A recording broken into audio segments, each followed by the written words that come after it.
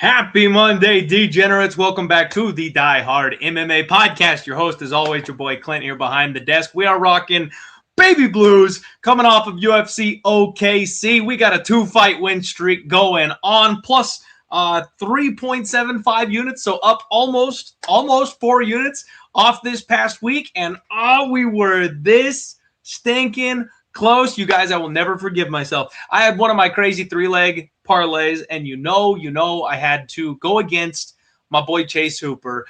This is a message for Chase Hooper. Chase, if you're watching, I apologize. Never should have doubted you. Never should have abandoned you. That's not what real fans do. I am so sorry that I picked Mitch Ramirez to beat you, because that was just never going to happen, apparently. And I've learned my lesson, Chase. I am so sorry. We hit 2 out of 3 legs on a crazy combo parlay, and you guys, I could taste it. It was there. I thought I knew I was already counting the bills, and then Chase came out and just smashed the damn thing. And the problem with all of this, the worst part about all of this, is I forgot that on the Friday show, I said I wanted to take RJ by knockout in one of my parlays. He was supposed to be that third leg, and I went with freaking Ramirez instead. I already had the money line on him as a big dog. I didn't need to use his KO. Oh, just massive oversight by me. Cost me a gigantic score. It would have been beautiful. I'm kicking myself. I hope everybody else did well. I hope the information was good. Obviously, it was good. I won money. So if I can win money, everybody else damn well better be making money. So I hope you guys cashed well on this past week. Welcome into the chat. We've already got over 50 of you popping up here live. What's going on, Muhammad? Saying Fatima Klein looking absolutely amazing. Give her the strap. Give Fatima Klein the strap. It is Archangel season. I've been telling you guys. Now the world knows. Now the secret's out. 1 or 2 more fights. She's taking the belt. Give me a 2027 futures line. Give me odds, because she's coming for it. Colby, what's up? My man Dream in the house. How we doing? Grateful dude in the house. Dixon Cider, how you doing, my man? He says, I'm having a really hard time figuring out who I should trash more, Marty Fake Newsman or Christian Leroy Bumpkin. Between the two, they took 20 years off my life. I hear you, Dixon. I hear you. You should have known, though. You should have known. It was always DDP season. It was always Dreykus, my friend. Now, Christian Leroy, I got to tell you, that's just a testament. That's just a testament to his opponent. Freaking Jared Cannonier, just continues to astound me. I'm like, you're 43 years old and coming back from getting wobbled. The amount of EPO in that man's body just has to be off the charts. Has to be absolutely off the charts. Jake, what is going on? We've got Ninja Baker in the chat. My boy Vinzi saying, come on. I'm rocking the baby blues. What are you talking about? The mammoth jersey. It's baby blues. We're not doing the mammoth jersey and the baby blues. It's ready to go, though. We washed it. It's here. I can put it on if you want me to. Welcome into the show. Andy, what's up? We got Dix Insider saying smash the like button. I appreciate each and every one of you guys all rolling in. I am behind the chat now, so unfortunately, I'm not going to be able to shout each and every one of you out on a personal level, but thank you guys very much for being here. Let's talk about last week's fights. Let's talk about this week's fights. We are headed out to Abu Dhabi. Do me a favor, hit the like button, subscribe if you haven't, share the show if you're out on social media, and welcome in my boy VB MMA Picks. VB, what's up, dude? It's been a while. How you been? Yeah, I've been doing well, man. It's been a while, but really thankful that you got me on, and ready to break these fights down and find the edges and make people some money, So let's go. Hell yeah. That is always the plan. So for those of you who don't know, VB and I have been friends for a long time in the gambling space now.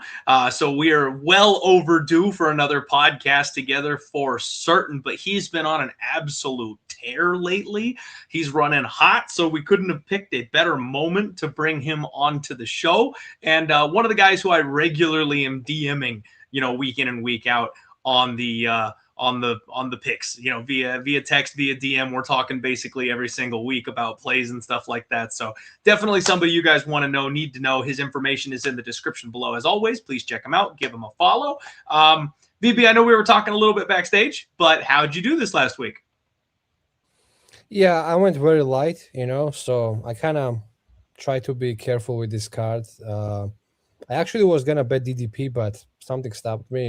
I kind of respected Usman's wrestling maybe too much, so Hmm. yeah, DDP was really sharp bet. So I think you had him right. So good one. He looked very good, I and can't believe he didn't overall, finish. yeah, he was looking close multiple times. All fight he was wobbling him. So yeah, that was tough for KO betters. But yeah, I think basically broke even. And I'm happy I didn't give it back because week before I made 17 units and had very good streak. So yeah, sometimes the best play is no play. You know what I mean? So True. True. And that's just how it goes sometimes, man. That light touch is something that I'm almost incapable of. So I'm always impressed with other people like yourself who come in and have a light touch and don't go heavy on action, because I can't. I try every single week. I was gonna have just my 2-leg parlay of Archangel and DDP, and that would have paid out 4 units. So of course I end up going in there and sprinkling, 6, 7 other plays by the end of the night. I end up profiting 3.75 units. I could have won 4 if I had just done the stupid single parlay that I loved right out the gates. Like the first most obvious thing I would have done if I had just left it at that, I would have had a better night. I can't help myself. It's why I'm a degenerate. Oh, my Lord. Well, welcome back onto the show, my friend. The one thing I want to say about the DDP Usman fight before we move on real quick, as you guys know, DDP is my guy, and I want to see him with gold wrapped around his waist again. The world is right when Dricus du Plessis is champion. The one thing I was disappointed with here, VB, is we didn't get to see a whole lot of grappling.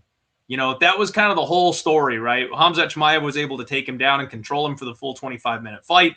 We knew the striking was good. We know he's got power. We know he's an absolute horse.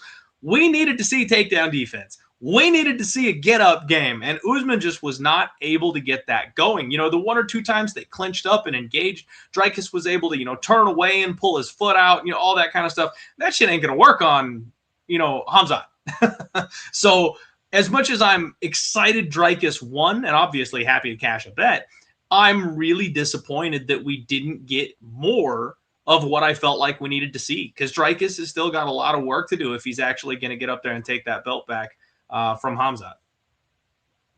yeah, I agree. Yeah, Usman shot I think twice, and DDP got up. So I guess his get up game looked okay, but there was not like heavy wrestling pace in that fight. So even though it didn't really show much wrestling, I think his footwork looked better. Actually, he looked less jerky. Like, you know what I mean? He looked like less chaos in there, DDB, Yeah, for in my sure. opinion, than usual. He looked more locked in and a little bit less crazy in there, and he looked pretty good to me. I think he looked probably the best he's ever looked, even though he didn't finish. I can agree with that. And, his post-fight speech kind of confused me. He said that he felt like he was maintaining his composure, and that was intentional. That's why he didn't finish. And I mean, okay, if that's how you want to play it, okay. But I do really feel like if he had followed up on one of those head kicks, the way Usman was wobbling, I mean, I talked about Jared Cannonier having EPO. You know how much EPO's got to be in Kamaru Usman at 185 pounds? Like taking the shots he did and wobbling as hard as he did and still being able to come back. UFC don't give a fuck about drug testing anymore, man. Oh yeah, I hope they don't, because they have one fighter on this card who I think is very good, and I want to see how he does with this kind of drug testing, whatever the UFC has. And I have big hopes for this guy. So when we get there, I'll let you know. But yeah, it's gonna be interesting. We got like 5 people on this card. It's a good thing USADA's not around anymore. Oh yeah, I agree. Oh, it's good. We'll get into it, guys. We'll get into it. We got a lot to talk about. With that, let's go ahead and dive on into UFC Abu Dhabi. Again, please, guys, hit that like button. Share the show if you could. Get subscribed. Check my boy VB out. And let's get into it. First fight of the evening. We've got Abdul Hussein, and he's taking on Cody Gibson, the Renegade himself. Abdul is making his UFC debut. Cody Gibson is a well-known quantity in the UFC at this point, but he has fallen on rough times, VB. Cody is a little bit older. He's a little long in the tooth. He's a big dude for the weight class, 21-12, 38 years old. And if he gets people down, he's actually a very strong grappler. He can do some serious damage once he gets people to the mat, but he doesn't do well when he gets stuck on the feet with people. He's currently riding a 2-fight losing streak. He got submitted by Damon Blackshear, and then he got knocked out by Arichi Lang. And Normally I show clips that kind of highlight the upside for these guys. I try to show clips that let you know just how dangerous and how good these fighters can be. But at 38 years old, this is what Cody Gibson is coming back from. I asked Cody about the dirt. Oh! Mongolian murderer, indeed! Guys, when your toes get curled like that, when you just get flatlined by a one-hitter-quitter punch, at 38, that's the kind of thing you don't come back as well from. That's the kind of knockout that can take some extra durability and some extra years off of your fighting career. So I'm about ready to throw Cody Gibson in the dumpster. You know what I mean? It's over. Abdul, on the other side, is 15-2. He's 28 years old. He's from Britain Top Team, and he's training with guys like Lonair Kavanaugh, Nate Wood, Amir Albazi's out there, it looks like. He was fighting out of UAE Warriors, which I kind of think is a bit of a can promotion. Like, there's a lot of not really good guys fighting out of UAE. So I'm always a little bit cautious when people's best fights are coming out of UAE. But he was the ICF Bantamweight champion. Now he's getting the call up over here to the UFC. And frankly, he looks good, man. He's tall, he's long, he looks like he's physical and strong. He's got a nice long jab. He's got a big looping overhand right, and he's got a really good clinch game. He's got really strong back control. I'm going to say that all night, you guys. We got a card full of Russians. Like, we're going to hear back control all night this evening. He rides that body lock. He mixes it in for takedowns, and he's got a really tight rear naked choke. This kid can grind if he needs to, and he's coming off a big knockout win over Tyson Nam in his last fight. Now, Nam is a former UFC fighter. He's a veteran of the sport. He's one of those guys where even though he is older, that's not a gimme fight. Like, even at how old he is, he still is one of the hardest hitters at this weight class, and nobody flatlines Tyson Nam on the feet. So I'm kind of impressed with what I've seen from Abdul. He's got one loss by sub, and he's been to decision twice. He's 1-1 in those decisions. The rest of his fights are by finish, man. 14 finishes overall, with 9 of those being submissions. It's a real sick way, to start the card. But I think this is a situation where chalk rolls, and I'm not about to bet another 40-year-old UFC fighter to try to win a fight here on Saturday. What do you make of this fight, VB? What do you think, man? Yeah, man, I gotta give you credit. One thing you do well is break fights down from every angle, and yeah, I mean, I like this guy Abdul. He's pretty dangerous, it seems. I watched his tape today. The Tyson Nam knockout looked pretty nasty. I mean, and Nam was out cold. He dropped him in a weird combination. It was like the shot I didn't see. Then I replayed it. I saw what he connected with. So it was a pretty good knockout, And first off, like, he's 10 years younger, of course. He has grappling, actually. I watched his other fights. He actually has good grappling. Sometimes he goes for submissions and kind of loses position, which I don't like. But overall, he kind of knows how to stay safe and not put himself in a submission, And, he has power also, like one-punch KO power, as he showed last fight. Neb is not an easy guy to knock out either, even though he's kind of older, still pretty durable. So it's pretty impressive. And his grappling is there too. But I think, like, one thing with this guy is, like, I think he's 5'5", and Cody Gibson is 5'10", so there's going to be some range and probably reach for Cody. And they could give him some issues, but overall, as you showed the clip, like, Cody got knocked out, pretty bad last fight. And if Abdul connects anything early, I think he will put him down, But I'm not ready to parlay this guy all over the place, and crown him our next champion. Is minus 450, so if there is any value there, go for it. But for me, there is not much value anymore. Minus 450 is implied like 85% or something. So I think it's fine. Maybe you find a good line or knockout or a sub, and go with that. Right now, they don't have outs for those, but I'm pretty confident it will be like plus 200 range. So yeah, probably should be. He's up know. over minus 400. It looks like the opener on Bet Online. So inside the distance is probably going to be chalk here. Minus 160, minus 180, something like that. Yeah, I think it's going to be probably Abdul in round 1. But again, as his career progresses and he fights people with reach advantage, I think he will have some problems, because he doesn't really use jab. He kind of swings overhands. He wants to, like, find your chin in a pocket. He doesn't really, like, move around that much. He kind of charges at you, So Sometimes it works, but sometimes it doesn't. So yeah, I think in this fight it will probably work. So yeah, I like Abdul here, but I'm not parlaying him, you know. Okay, I feel you. I don't mind him in a parlay here. I really don't. I hate trusting these guys in their debut, but he's got a lot of experience with that kind of resume, and then taking on a 38-year-old Cody Gibson who's just declining rapidly. After his last couple of fights, it's hard to say he's still got it. So I wouldn't mind it if you wanted to take the big shot and go inside the distance or something like that, or even use him in a small parlay. I just don't want to go crazy on a kid like this until they get absolutely proven in the UFC. But, if he comes in here and does what he's supposed to, he probably is going to finish Cody Gibson. So, all right, everybody, let's keep it moving. Next fight up, we've got Nurullo Aliev, the Tajik Eagle, and he's taking on Mike Beast Boy Davis. Man. So, the mic sounds a little off. VB, are you getting anything from me over here?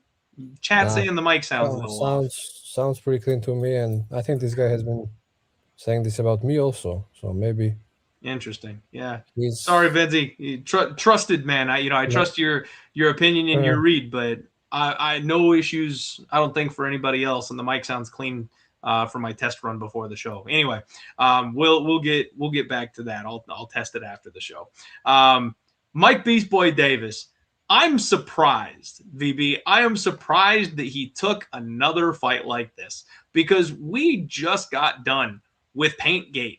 If you remember, they flew this guy out to the desert to fight in enemy territory, and that's the fight where they fumed up the rooms and his cardio collapsed and he had the worst performance of his career, and it was a whole big old thing. Well, he's looked pretty good since that happened, but man, that Farazian fight stands out in my memory. Now he's at 33 years old, and they're sending him right back out there into enemy territory. We'll see if we get another fumigation type of situation. But he's looked pretty good in his last couple of fights. He's coming off that win over Mitch Ramirez, the one where I gave Mitch a little bit too much credit for losing that fight, unfortunately. And he still showed that he's got some slick boxing, man.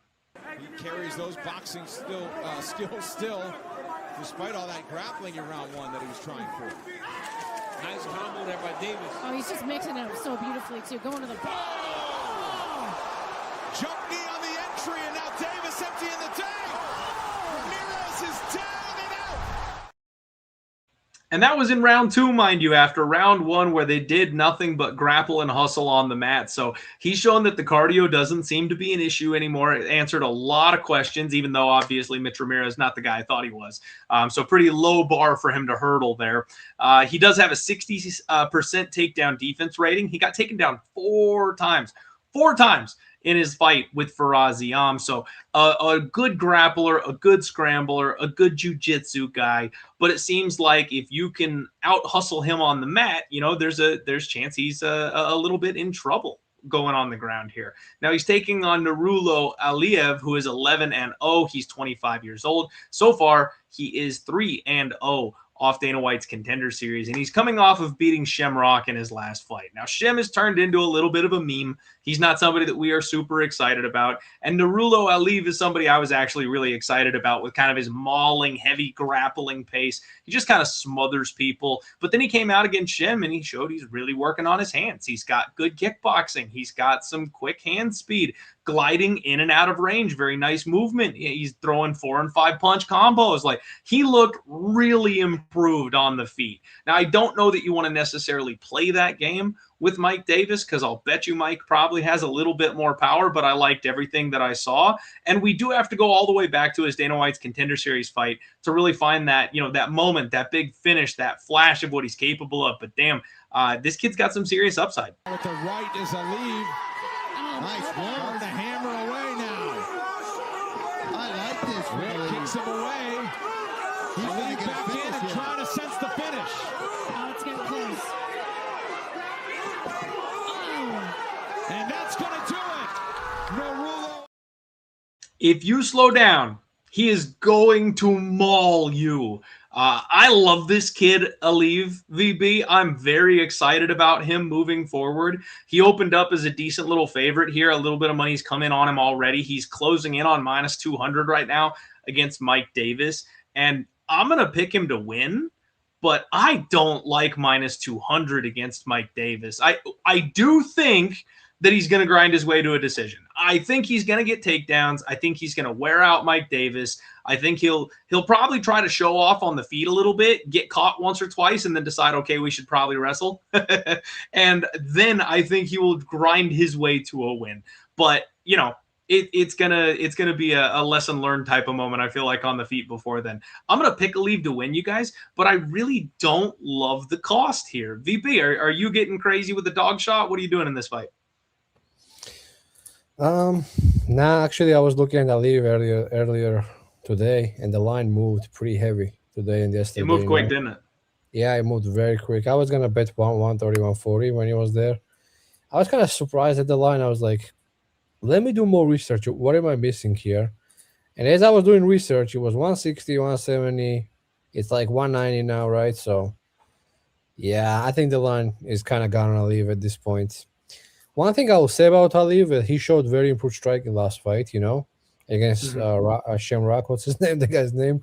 So yeah, he looked pretty actually fast there. I kind of was surprised by his striking. Yeah, he looked really quick, man. Really quick on the feet.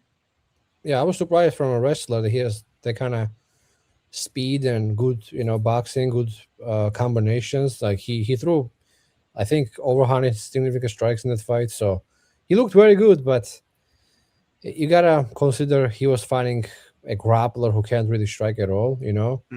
So that he was kind of probably more confident and he was taking risks and stuff like that. But here, Mike Davis has, in my opinion, a lot more power. He has probably one punch KO power. You know, I don't think Aliev does. Like, it doesn't seem like hard, you know. So, yeah, I mean, Davis could give him problems, but I would go with Aliev also. I think he'll probably take him down if he needs to. Also, you know, and Mike Davis has been kind of giving up takedowns more and more recently.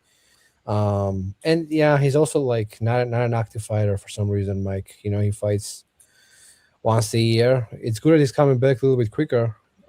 This time, I guess it's like it actually been a year also. Goddamn. So yeah, it's been a year for Mike Davis again. So he needs to be more active, in my opinion, you know, and he's not. And Nurullo is same, you know, but Nurullo is also 25 years old. He's probably making improvements, you know. Mike Davis is 33 years old, so he's probably not making improvements at this point. He is what he is, you know, and he's not a bad fighter by any means, but I think Aliev is kind of better everywhere.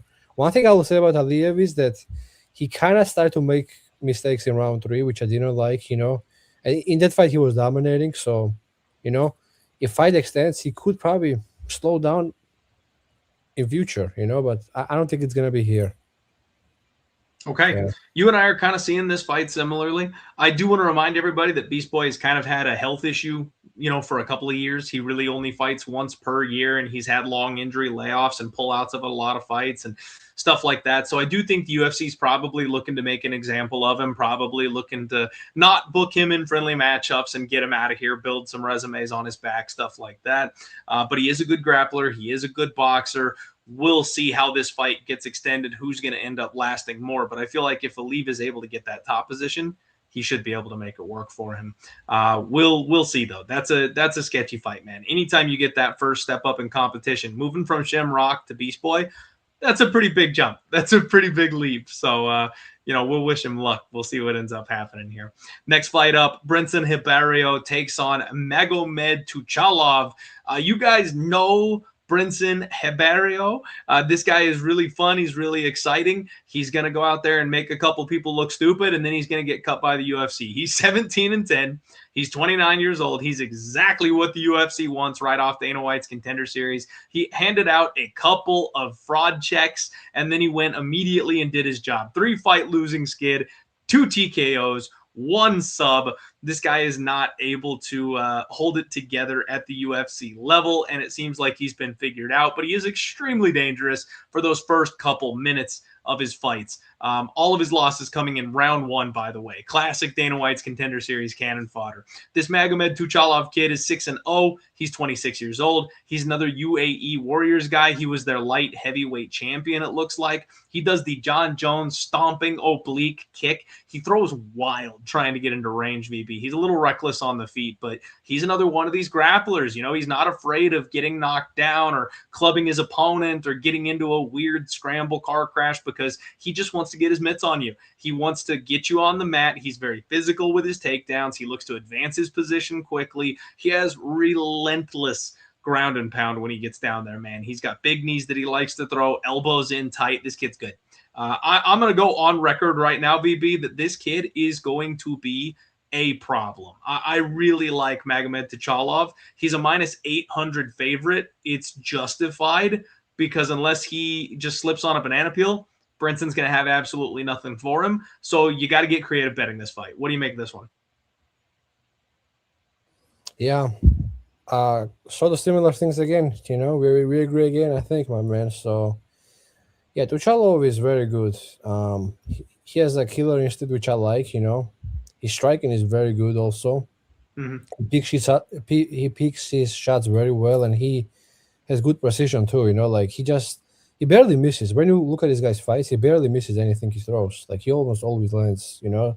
And that was very impressive. And when he lands, he has power too.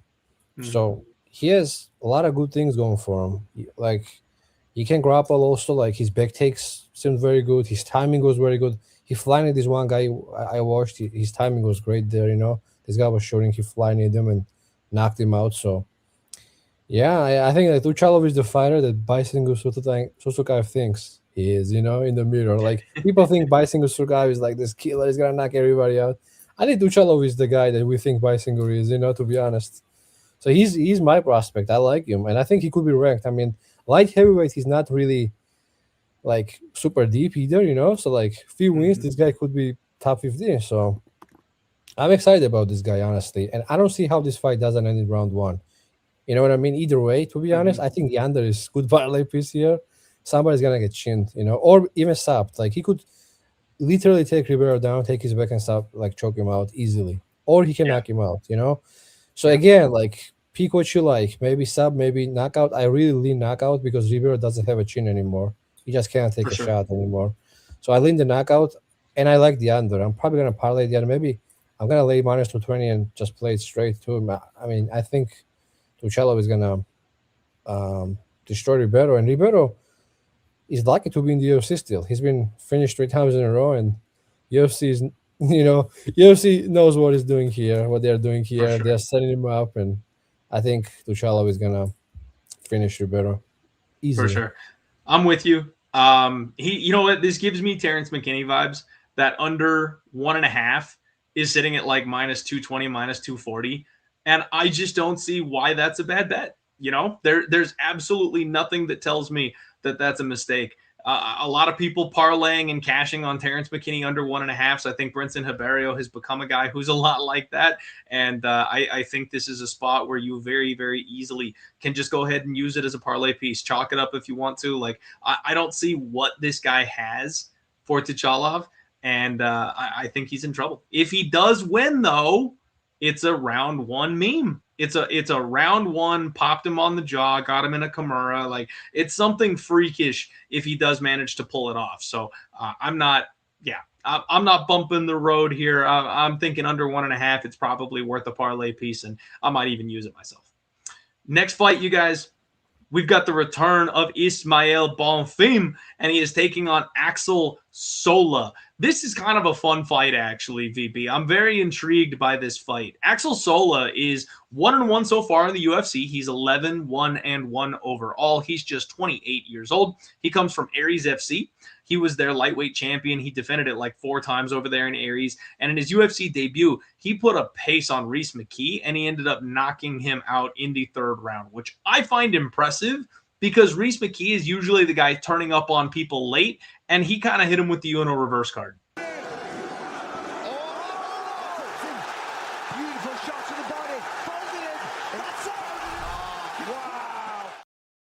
It was a bit of an early stoppage, a little bit of an awkward situation. Rhys was all busted up and bloody the way he fell. It didn't look good. So, you know, I kind of get it. I get all the reasons why the ref decided to step in and stop this thing, especially with the way that it looked. But then Axel Sola in his second fight, he got outworked by Mason Jones. You know, Jones stepped on the gas pedal and kind of forced him to move backwards. And he had a hard time with that constant pressure. In the first round, he drops Jones with like a spinning elbow, and he wasn't able to completely capitalize on it, wasn't able to get Mason Jones all the way out of there. And then the fight got close after that. So it's interesting that he kind of let that one slip away from him, and now the book is a little bit written on what he struggles with. He does have a wide stance. He's got that karate background, lots of feints. He stays pretty upright, moves in and out well. Doesn't do a whole lot side to side. He's got a very nice active lead hand. He stuffs takedowns well, and he's always sticking that jab in your face. I like this kid. I like his kicks. I like his attacks. He's going to be big in this spot too, VB. He's going to be 4 inches taller, and he's going to have a 3-inch reach advantage on Bonfim. Bonfim has fell on hard times, 20-6. He's 29 years old. He's 1-3 in his last 4. All 3 of those losses coming by way of finish. Now, it has come against a very, very strong level of competition in the UFC. You know, Bonfim has showed to us that he's able to go a full 15 minutes. My big critique over his brother was that he kind of gasses out and he's kind of reliant on that sub. It looks like that's something he's worked on. He's made some improvements. But Ismael is more than capable of going a full 15 minutes. He did it with Vince Pichel. He did it on Dana White's Contender Series. He's a very good boxer. He's got crisp, clean hands. He's got the same club and sub feature as his brother does, although not nearly as dangerous with that submission with the front choke or the guillotine.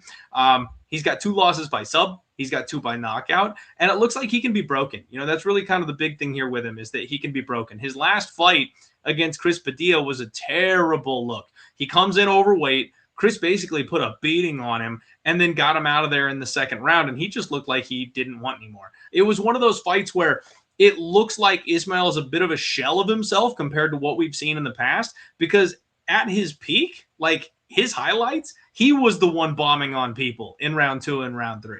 If they wanted to be fighting on the same card, it could be too nerve-wracking. And they said they lived together. Mouthpiece goes again. There's Gabriel in the back, watching his brother, who is fighting unbelievably right now. So he sees...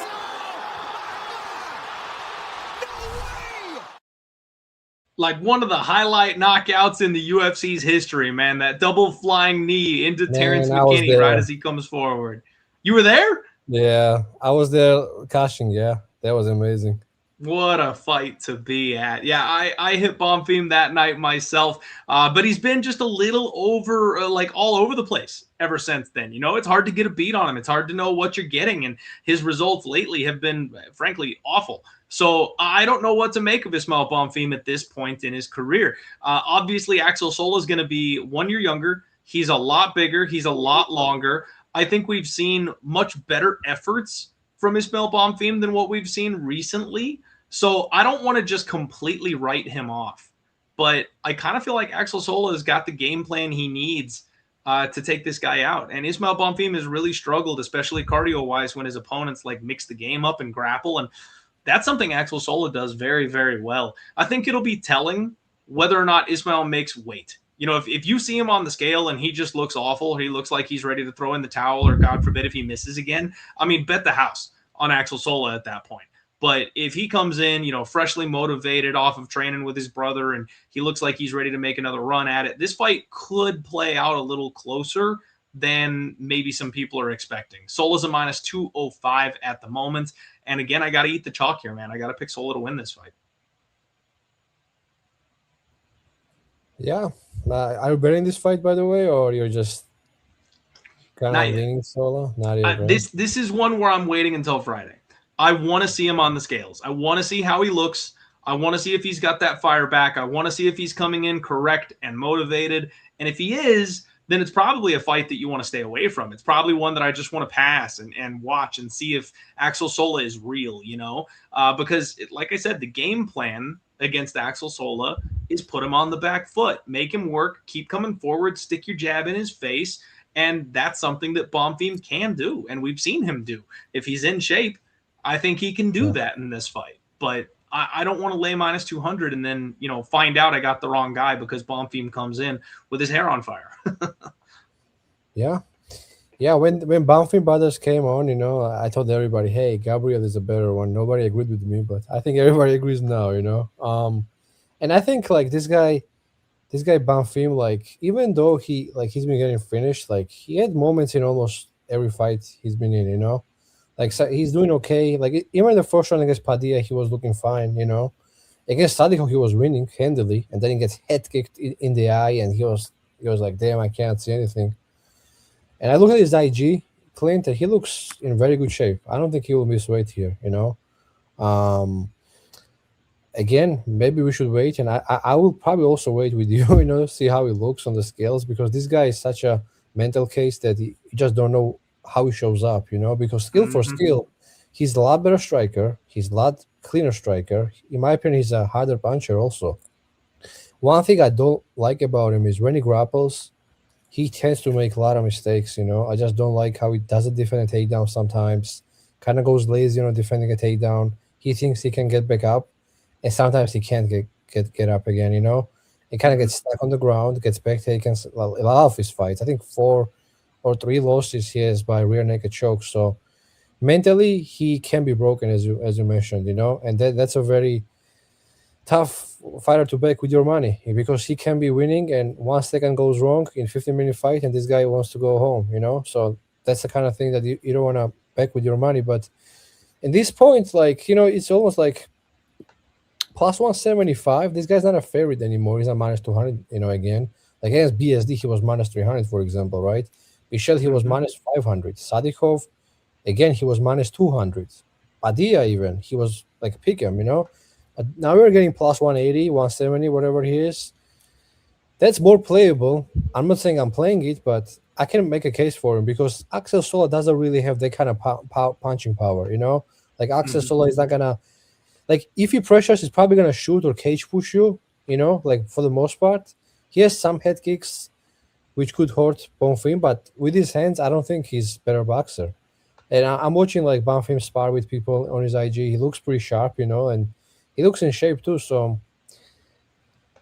dog or pass here for me, I'm not laying minus 200 on Axel Sola, even though he looked great last fight. He took a lot of damage in that fight, and that was only a couple months ago also. You know what I mean? So that's not a good thing to come back from this quick. People are saying there was fight of the year, but that was 3 months ago, guys, or something. So he's also coming back kind of quick. So I'm taking Bonfim here as a betting side. I'm not saying I'm betting him right now, but if he looks good on the scales and he's not like 158 or something, then I'm probably gonna bet him, So we'll see how it goes. Okay, fair enough. Yeah, it'd be a very, very similar way for us to come to our conclusion here, I feel like, but leaning on opposite sides. VB thinks dog or pass. I'm thinking favorite or pass, but we'll see how they weigh in. We'll see how they face off. I think the size difference is probably going to play a factor here, but we'll see. It's going to be a good fight. That's one of the ones on this card. There's a lot of like squash matches this week. That's one where I'm very interested. I'll be very curious to see how this fight plays out. Yeah, usually the comments, Axel is good. Somebody saying, I mean, he's not bad at all. I mean, guy is very durable. He fights for your money. He's not a bad fighter. But, I also sometimes like to back fighters at plus 180, 170 range where they have to win or they're going somewhere else. They have to win this fight. And if he loses this fight, Bonfim, he's probably going to get cut, So he also needs this win. You know what I mean? Yeah, so for sure. Makes perfect sense to me. All right, guys. Next up, we have got Santiago Ponzinibbio, and he takes on my boy Sam Patterson. This is an excellent fight, VB. This is another absolute banger. We've got the changing of the guard angle going here. You've got the older dog who's been hanging around and the young gun that the UFC is kind of looking to get behind and push, and this should be a hell of a fun fight. Santiago Ponzinibbio is 39 years old. He is 39 years old. He has a 30-9 record. Messed that up, but it's because it's 30-9 both ways. He's 1-3 in his last 4 fights. He is 2-5 in his last 7 fights. He is struggling, VB.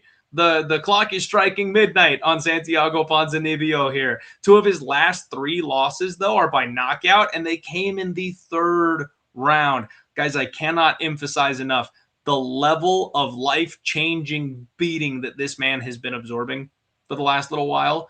It's unreal. Like, Santiago Ponzinibbio straight up has been taking beatings in all of his fights. And that's why we love him. He is a fan favorite type of fighter. He comes forward, he slings bombs, he circles out really well, he rolls and counters, but he's leading face first on a lot of this stuff. He's still biting down and throwing with everything he's got to end the fight. And there's a reason for that, because this man has power, and his lone win was a third-round knockout against Carlston Harris, and it shows that, he's still got just a little bit of gas left in the tank. Ready to put on a show. He's done just that. Harris going to want to grab a hold of that clinch. Oh, my goodness. Oh. Sets him down again, close to being stopped. And that's it. That's going to do it. A standing knockout for the Argentine. Now, he had Carlston Harrison hurt badly, VB. Badly in that fight. But, as you guys can see there, it was a bit of a soft stoppage. Now, you've got a 38-year-old Carlston Harris, right? The ref is stepping in to save that old man, too. So it is what it is. But that's how he got his win, right? It was a 1-1 fight going into round 3. They were slugging it out. He wasn't quite able to get the finish. The ref stepped in and got him that TKO. That is just one more mark for me where I'm like, woof, the old man is starting to lose it a little bit. Prime Ponzinibbio, Harris would have been out on his shield eating some of those shots. So the power may be fading a little bit. The durability is absolutely fading a little bit. D-Rod got him in the first round. He ended up knocking him out in the third, but he had him hurt badly and had him wobbling all over the cage early in that fight with him as well. So I really have no interest in putting any money on this version of Santiago Ponzinibbio, because while he's got some skills and he's willing to bang, the durability is just something that could, let you down at any moment. Sam Patterson is 14-3-1. He's 30 years old. He's rounding out into his prime at 170 pounds. He had a 4-fight win streak going that got snapped by Michael Venom Page. Those were all round 1 finishes. This kid is a killer, VB. I love Sam Patterson. But when he goes to fight Michael Venom Page, we got the worst fight ever award for that one. Just another Carlos Esparza, Rose Namajunas, a staring contest, a jab matchup. Patterson couldn't really find his way in, and I think he knew the kind of speed and power he was dealing with and just knew he didn't want to get touched by that. I feel like he conceded that he was going to lose that fight. Like, before it ever even happened, I feel like he had decided, you know what? This one's not me. So he just kind of played it safe. It went the full 15. I was disappointed by that, but this is a fight where it pretty much just says fireworks. The UFC's trying to get the kid back on track. He's a BJJ black belt, and boy, is he deadly on the mat. He's a club and sub guy. He's got those long arms, those long legs. He's always hitting people with knees and with elbows. He hurts people. His striking is developing, and he is absolutely nasty. Pre-UFC, we've also seen his heart. We've seen him chin checked. We've seen him dropped. We've seen him almost put out, and he fights his way back in. So at 155, he had a lot of chin concerns. Those don't seem to be as big of an issue at 170 pounds, at least not to this point. But I also trust him to fight back, even if he does get hurt. And when this kid is on his game, he is deadly. Really loves this match. He's been stunned over this again. The right hand. No block from Patterson. Try, protect the next shot. Again, he's doing the dance. That's it. From Sam Patterson. I love Sam Patterson. I'm a huge fan of Sam's, and I think the UFC is giving him a bit of a layup here in this spot. I worry about the tall man's defense, but I got to stop doubting my boy, VP. He's like a minus 400 favorite in this spot. I think it's justified.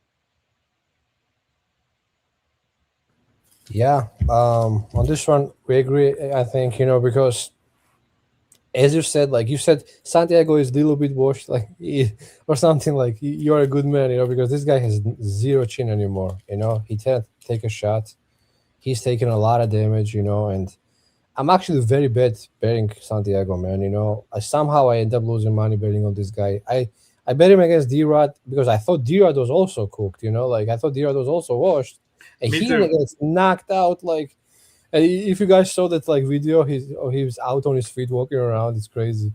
And I bet Harris against him, he wins that fight, you know what I mean? And oh man, it's been rough betting this man, you know what I mean? And probably I should freaking stay away from this fight, but I also really like Sam. I've been betting Sam every fight. Even against MVP, I bet him. And I bet him against Trey, against Danny Barlow, against Creeper Crosby. I can't believe he was a dog to Lioness. That was insane, Oh, that was one of my favorite bets, VB. People called me crazy. Oh man, me too, bro. I had the sub there. I had Max Pereira against Kirov Crosby because there was a funny matchup. Kirov Crosby doesn't even belong in the UFC, you know. Yeah. And then like Danny Barlow plus 250. This guy has been making me a bank. So I just bet him again against MVP plus 200. I was like, whatever happens, this guy is, fight for your money. But he didn't really fight for my money in that fight, And in the comments, people are saying like, look, the chin concerns. There was one comment I kind of missed, I think. But yeah, I mean, he at 155, his chin looked pretty bad. He was getting dropped and he got knocked out He by got this dropped guy. a lot at 155. Right, yeah. At 170, he ate some, decent strikes from Trey Waters in that fight before the knockout. Even against Danny Barlow, he was eating strikes. He didn't get dropped. He took them, and he took some, few big shots against MVP, like all 7 of them, whatever they were, 5, 7, 10 strikes he took in that fight. It was a weird fight, but he took those, still. So yeah, I mean, maybe if Santiago connects, maybe he can hurt him. And somebody was saying it was plus 600 or maybe 700 on Panzi knockout. Like that's the only way it could happen. I don't see. That's like his money line, man. Money line. That Santiago Ponzinibbio's money line is like an early knockout. Right, I agree with you. I don't even see that happening though. At this point, I don't think like Santiago has that kind of power anymore. Mm-hmm. He's not. His speed is also completely gone too. He's not the same guy he was. So absolutely, I think Patterson anyway he wants. He could knock him out, and to be honest, I think he will club and sub him. That's how I see this fight. He's been like, kind of knocking people out recently. Like a couple fights, he's been like Danny Barlow. It was a knockout. Waters, it was like I think he will go back to subs here. So I like Patterson sub in this spot. Yeah. I actually am going to go the other way. I'm going to lean KO. Oh. I think the durability is so bad that when he ends up hurting him, he's just going to follow up and put him in a box. I'm calling for the knee, VB. I think he's going to clip him on the feet, and then Pons is either going to like bite down and swing back the way he does, or he's going to like try to level change for a takedown. And I think Sam's just going to crush him with a knee. I can see it clear as day in my mind. So minus 400 I think is good. Violence, I think, is good. Inside the distance is definitely good. And I don't mind even laying chalk on that one. Sam Patterson doesn't really win decisions. We saw in his last fight against MVP that if he's going to go 15 minutes, he's probably going to lose it. He just doesn't have the process to be winning minutes. So if he wins this fight at all, it's probably inside the distance. Yeah. Thing is like knockout is like plus 120, sub is plus 300. So that's a big difference. You know what I mean? There you go. Yeah, for sure. I'll take my chance. He's definitely capable. I'll tell you that. I'm picking the knockout, but like he is absolutely capable of getting that sub. It just kind of comes down to what he wants, what he feels like. Maybe the ITD is just a hammer this week on this guy, because Santiago is almost 40 years old, man, and he not just 40-year-old like regular fighter. He's been knocked out so many times. He has 44 fights too, so it's like, yeah, I think it's too much. So maybe the ITD, but it's gonna be ready short, for this, so. BB? You ready for this? Yeah, go. Tuchalov and Ribeiro under 1.5, and Sam Patterson money line is minus 132. Yeah, I think so. I think so. I think again, I told you guys about the like parlay pieces, and I told you like Hussein could be a good one, but I still prefer Patterson. I think he'll finish Santiago, so I think Patterson for a parlay piece this week. I'm clicking that. I'm clicking that. Anchor is back, Clint. Come on, bring it back. Anchor, no, no anchor. Hey, I thought about bringing the anchor back last week, man. I almost did an anchor on the Archangel. I almost did. Yeah, you should have. You see in the comments, like somebody saying Pon's never been submitted. He's also never been 40 years old. So you know what I mean? Yeah. No, it's fair. Yeah, weird shit happens when you get old. But I think we've got your classic grappler who fell in love with his hands type situation with Patterson. I think he wants the highlight. You know, I keep telling people there's just something about it. Subs don't go viral the way knockouts do. Like, I'm a jiu-jitsu guy. I want to see people turn purple. I love seeing nasty submissions. But when ESPN is going, hey, hottest knockout of the week, it's always a KO. You know, the biggest finish, the one they want to put all the eyes on, it's always a KO. So I think Sam's probably going to go for the knockout here, but we'll see. Vinzi saying Patterson round 1 is plus 160. I hate round 1 props. I'll be honest with you guys. I hate round 1 props.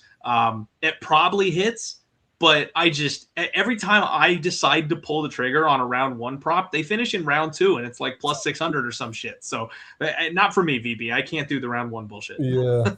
Yeah. I took round 1 with Gautier against Ozzy Diaz. Oh my God. Oh. Yeah. Oh, good Lord. That was the one I should have bet the under, you know, but I agree with you. Round ones can be tough unless they're like a huge price. It's one of those things that I see people do it successfully all the time, but every time I do it, it just never works. All right, guys, next fight up, we've got the return of Dustin Jacoby, and he's taking on Muhammad Sayyid. Dustin Jacoby, you know, VB, you said you had a little bit of trouble with Ponzi.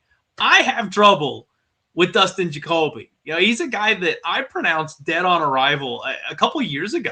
I was like, he's old. He's got a kickboxing career. He's had a couple of wars. He's been knocked out a couple times. Like, I'm like, the writing's on the wall. He's done, you know. I cashed that ticket on Dominic Reyes knocking him out, and I was like, that's it. It's over. Like, he's just never recovering from this.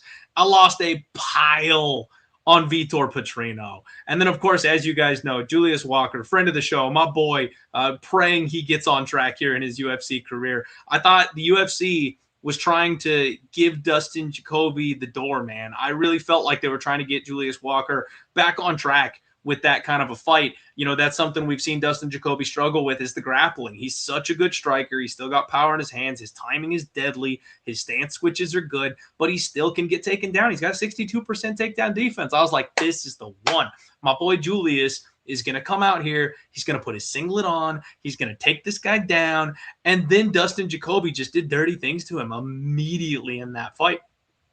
Fuck it. Dustin Jacoby's still here, you guys. Like, I have no reason to doubt the man. Obviously, he's getting older. He's 38 years old, so that floor is going to come, and it's going to come fast. He's going to drop out eventually. The durability is going to go eventually, but right now, he still looks like this. He's close, and it's a big shot. Oh, on the way back, but the fence is keeping him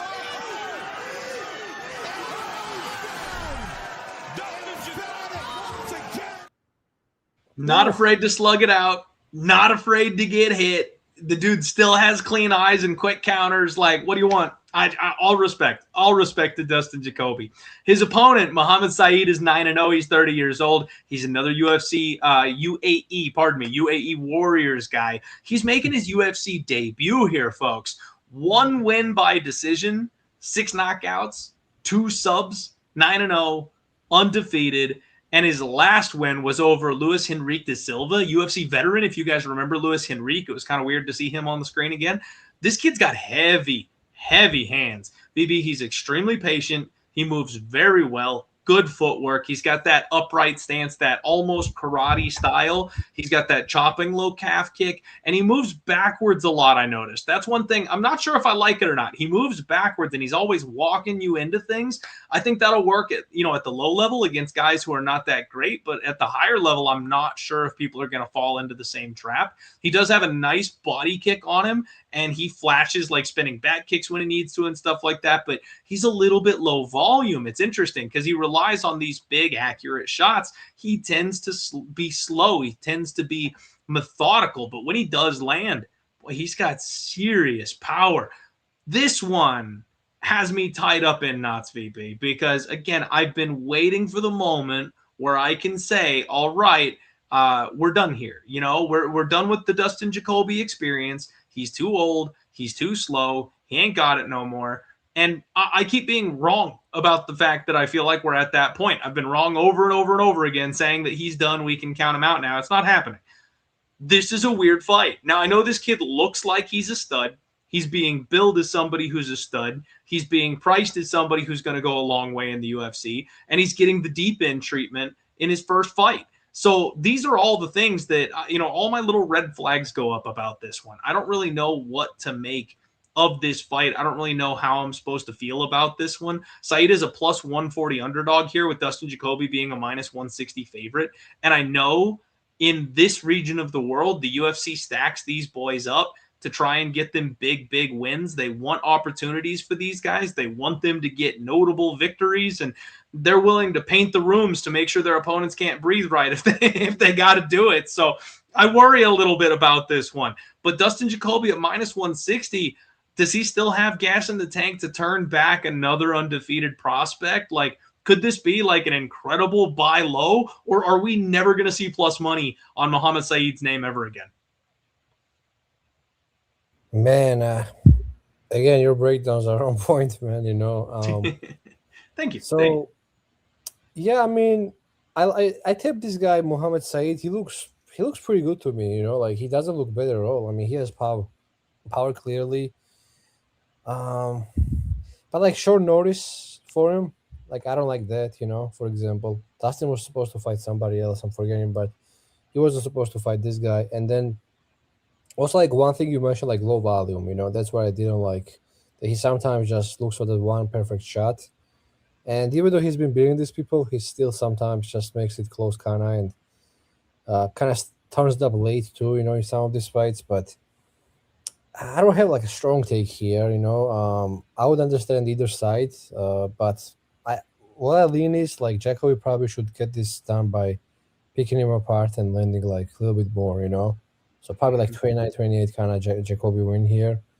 But yeah, this Sayyid guy is not bad. So we'll see. But again, he hasn't really fought anybody. The last guy he fought, who was UFC fighter, is like super, out of his prime. And yeah, so it's hard to say what kind of level this guy really has, even though he's been looking okay.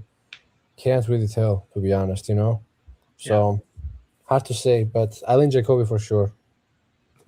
I'm with you, man. I lean Jacoby. I was hoping it would be a pick'em. I was hoping Jacoby would be like plus money here, where he's undefeated and overhyped and stuff like that. I don't trust UAE Warriors, guys. I really don't trust the level of competition in UAE. So as much as this kid looks good, I just don't see Dustin Jacoby falling in those traps. So yeah, I'll pick Dustin Jacoby as well. We'll see, though. This is the kind of kid, and that's the kind of power that can make a difference in a fight very quickly. I want to see the face-offs, DB. I want to see how they size up. I want to see how big this kid is, because that can make a difference in this fight too. But yeah, definitely. Also, like one thing, like the info is kind of missing on him. I don't know what his reach is. That's not there. So it's like, you know what I mean? Like, I want to see this guy tested, but a lot of money is coming on this dude. So maybe somebody knows something that we don't know. Also, like, don't forget this guy is from this region, and he's undefeated. You know what I mean?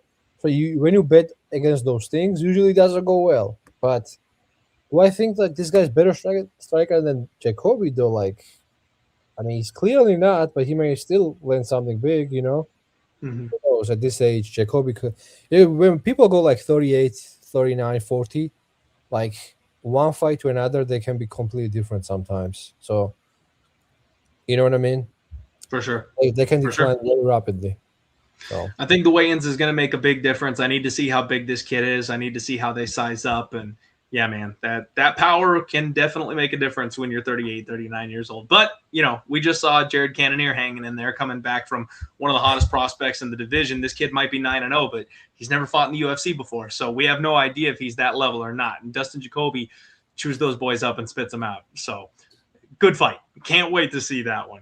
Next up, we've got the return of Valter Walker, the clean monster himself, the heel hook man, the biggest foot fetish in the UFC. He takes on Thomas the Train Patterson. Valter Walker is a walking statistical improbability, you guys. 15-1, 28 years old. He's got 4 wins in a row, all 4 in round 1, all 4 by heel hook. This guy's an absolute freak of nature. He is the half brother of Johnny Walker, apparently, and he's massive. Like he looks like he was created in a lab, VB. He looks like Bane from Batman. Like after he gets the drugs and his back and his shoulders get all freaking muscled up and huge. He's a meme machine. He's legitimately very funny. He's a good follow on like Instagram and stuff like that. But when you listen to his interviews, you know, he talks about his heel hooks. He talks about his submission attacks, and he talks about how he's got more setups than anybody for different heel hooks. So he's convinced that no one will ever be able to defend his heel hooks because he has so many ways of hitting it that people will not be able to defend it. And so far, that's been the case. Now, in his UFC debut, he didn't go to the ground immediately. He got stuck on the feet, and he got beaten up by Lukas Brzeski. That's a bad look, baby. That's a real bad look. But he's basically bought himself like 2 straight years of development time because he's come in here, he's got these bums to the ground, he's ripped their feet off, and then he's gone back to the gym. So all this guy is doing is training and, you know, improving and working on his game and developing. And he's got all this time, and we have yet to see any of it because we've never gotten to see more than like just 2 minutes of him in the cage since he gets these guys down and snaps their legs off so fast. It's interesting to note that Husamir Palhares, I believe, has the most heel hooks in the UFC with 4.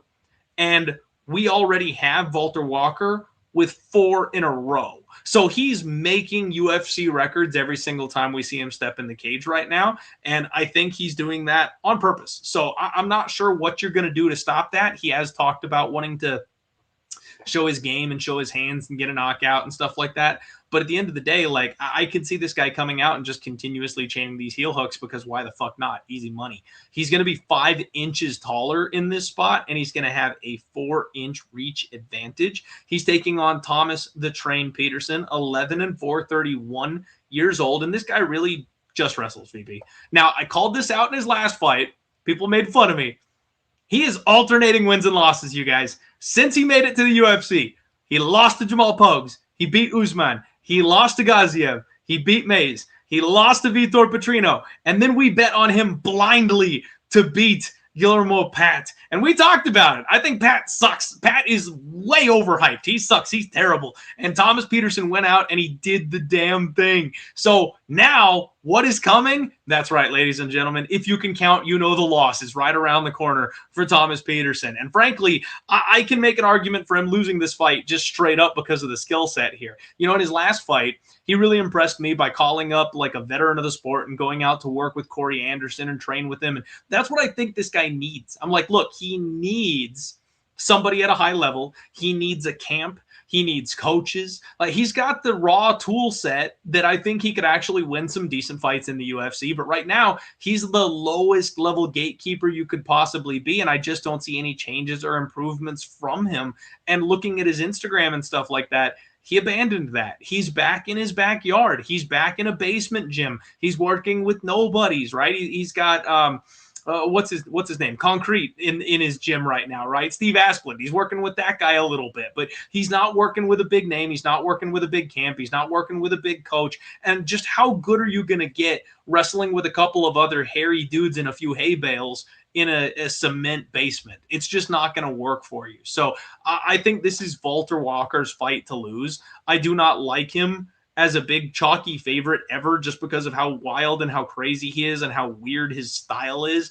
I always am afraid the one guy who does manage to defend the takedown and keep him on his feet, what's that going to look like? Guys, this might be that fight because Thomas Peterson can wrestle. So if Valter can't get Thomas Peterson to the ground the way he has his last couple of opponents, this could get ugly in a hurry. And we saw what happened last time he got stuck on the feet. So it's rough. Valter Walker, that's the pick. I got to follow the pattern, VB. I got to play the system, but he's minus 200. And again, it's a bad number. I don't love it. I really don't. But the UFC is also still giving him winnable fights, and he should have been developing and working on his wrestling and his striking up until this point. That doesn't mean he has. I've lost money taking that leap of faith that he's actually been working on what he needs to work on before.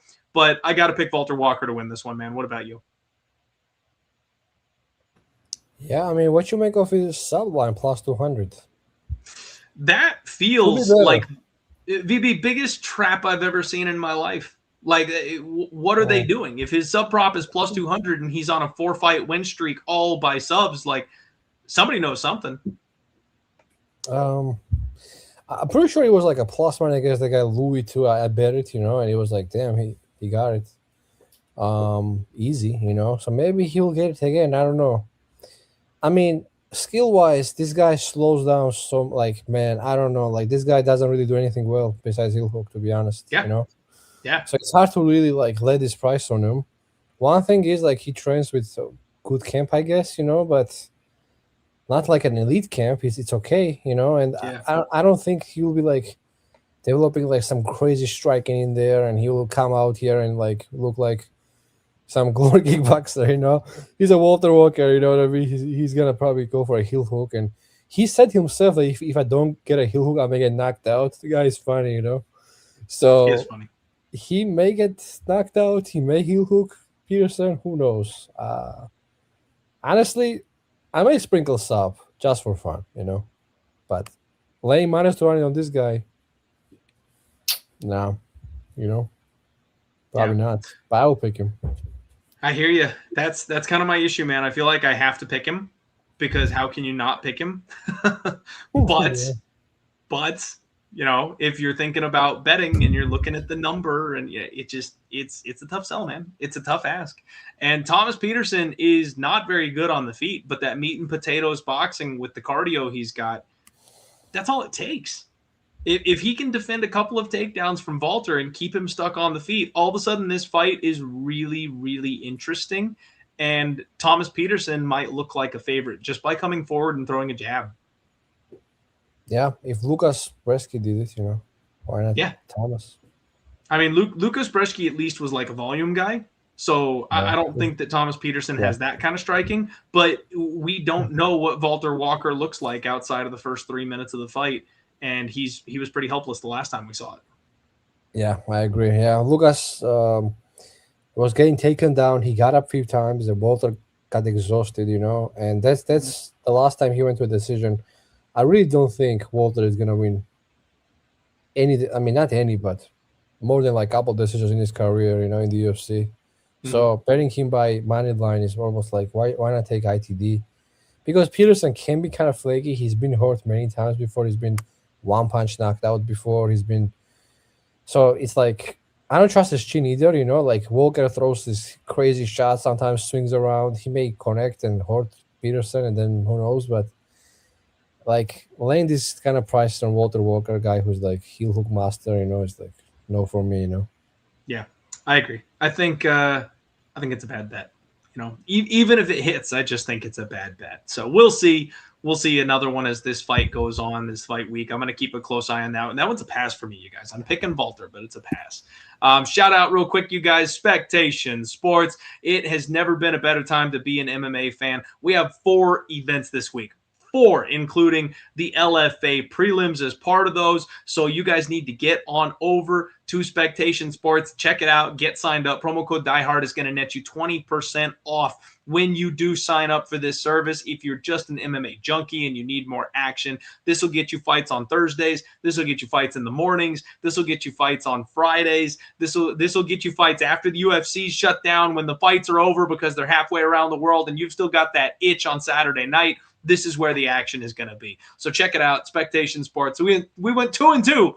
BB, we went 2-2 last week. Unfortunately, Guzzi took that big L, and Bashi wasn't quite able to get it done. But both of the Red Hawk boys got it done. And frankly, in phenomenal fashion, you guys. The Red Hawk boys, Ezra Elliott and Tommy McMillan, they both broke UFC records in those fights. For Ezra, his UFC debut, he broke a UFC record, which is freaking crazy. So the talent that is coming out of these shows is actually on point. All right. They're making good fights. I don't know if this really sells that point, but Greg Hardy just won a title last weekend in one of the promotions, Peak Fighting Championships. So there's some notable names. You'll get UFC dropouts that are coming to these fights and stuff. It's a good time. Make sure you check it out. Let them know Clint sent you. Give them a follow on social media. They're always posting, clips and stuff like that. But most importantly, get subscribed and use my code, damn it.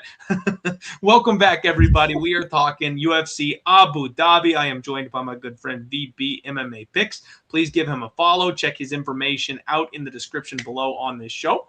And let's get into it. We got about 250 of you live across all platforms right now. I appreciate each and every one of you being here to talk fights. We've got Abubakar Vagaev, taking on Saygid Izagakhmaev, and that was really difficult to say. I better see some applause in that chat, okay? Because I'm absolutely smashing on all of those. Seekers in the chat asking, can I watch Smotherman on Spectate? No. If you want to watch Cam Smotherman get kicked in the dick, I believe that one was Fury FC, and I think they're on Fight Pass. So unfortunately, Fury, not one of the brands that was taken, at least at this point, by Spectation Sports. But it's growing. We got new promotions coming every couple of months. Like I said, Peak is brand new. That was their first show with us. So thank you, Solution. Thank you. There's the applause I was looking for. Let's get into it, guys. Couple of new guys. Maybe a thumbs up. Both. Yeah, close enough. Something, anything. Abubakar is 33 years old, you guys. 33 years old, and he is making his UFC debut. He is 24-4. He was the ACA welterweight champion. He's a big physical wrestler. This guy changes levels very strongly. I mean, that was kind of his whole tape is people making that moment where they decide to throw their hands and he just hits them with a double leg, mauls people from top positions. He stays in the guard and he ground and pounds from there, which it's not impressive. It's not damage dealing, but it's one of those things that as a gambler, I like to check mark because it's like, you know what?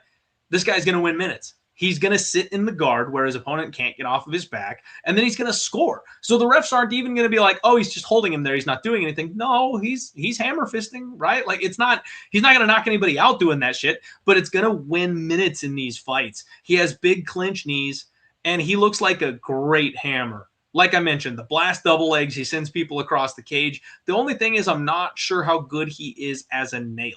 His hands are always kept low, and he does like that chopping calf kick. But we've also seen him on the tape getting hit with the counter because he's just not ready for anything coming back his way.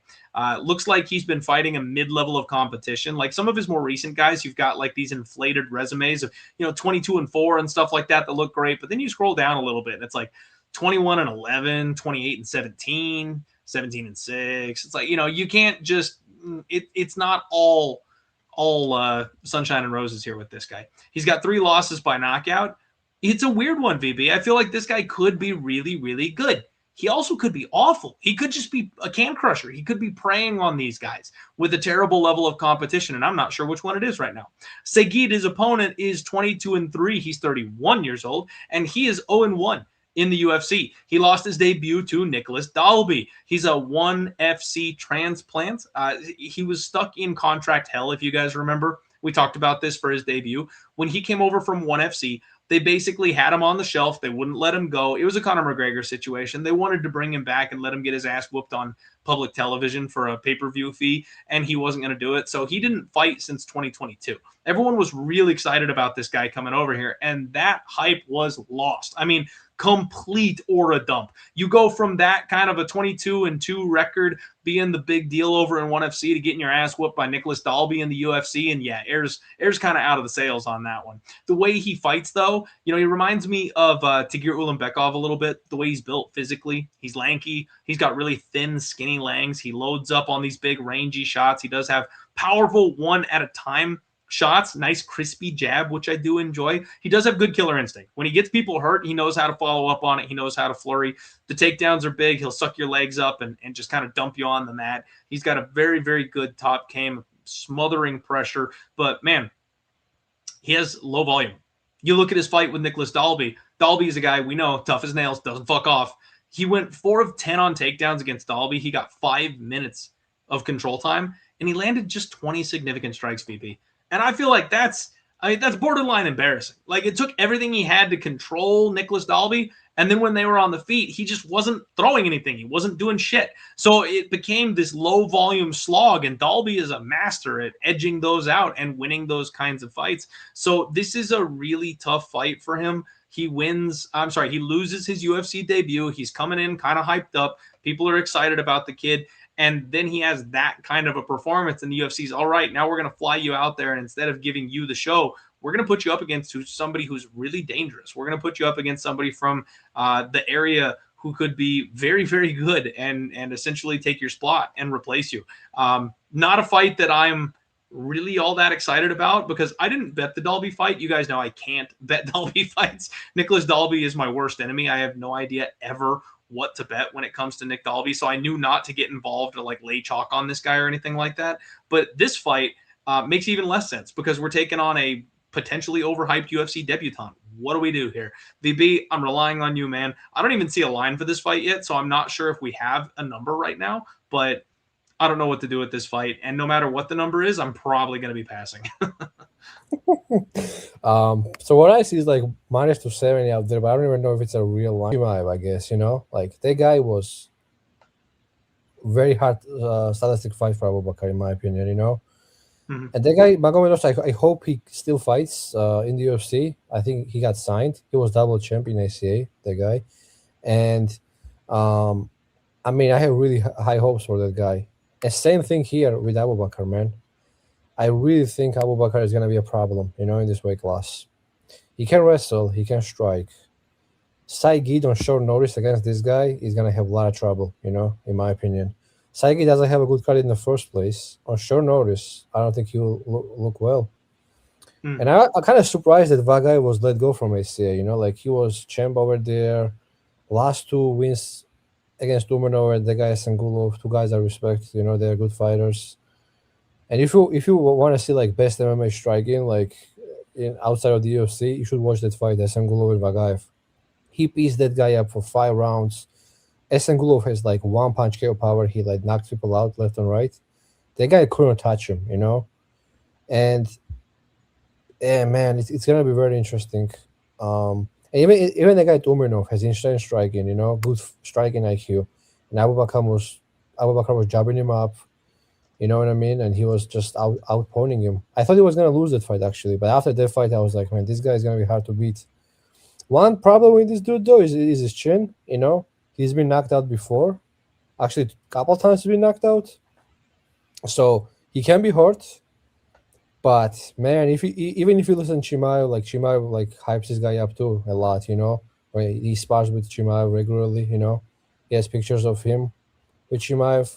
He can wrestle also. Like you mentioned his wrestling. Like for me, man, last 2 fights he's been striking, and I'm very impressed with his striking. I don't know who improved him as much as they did, but man, it was very impressive. So yeah, I mean, again, like I'm afraid he was kind of let go, and maybe this could be a hot take, Clint, But We love a good hot take.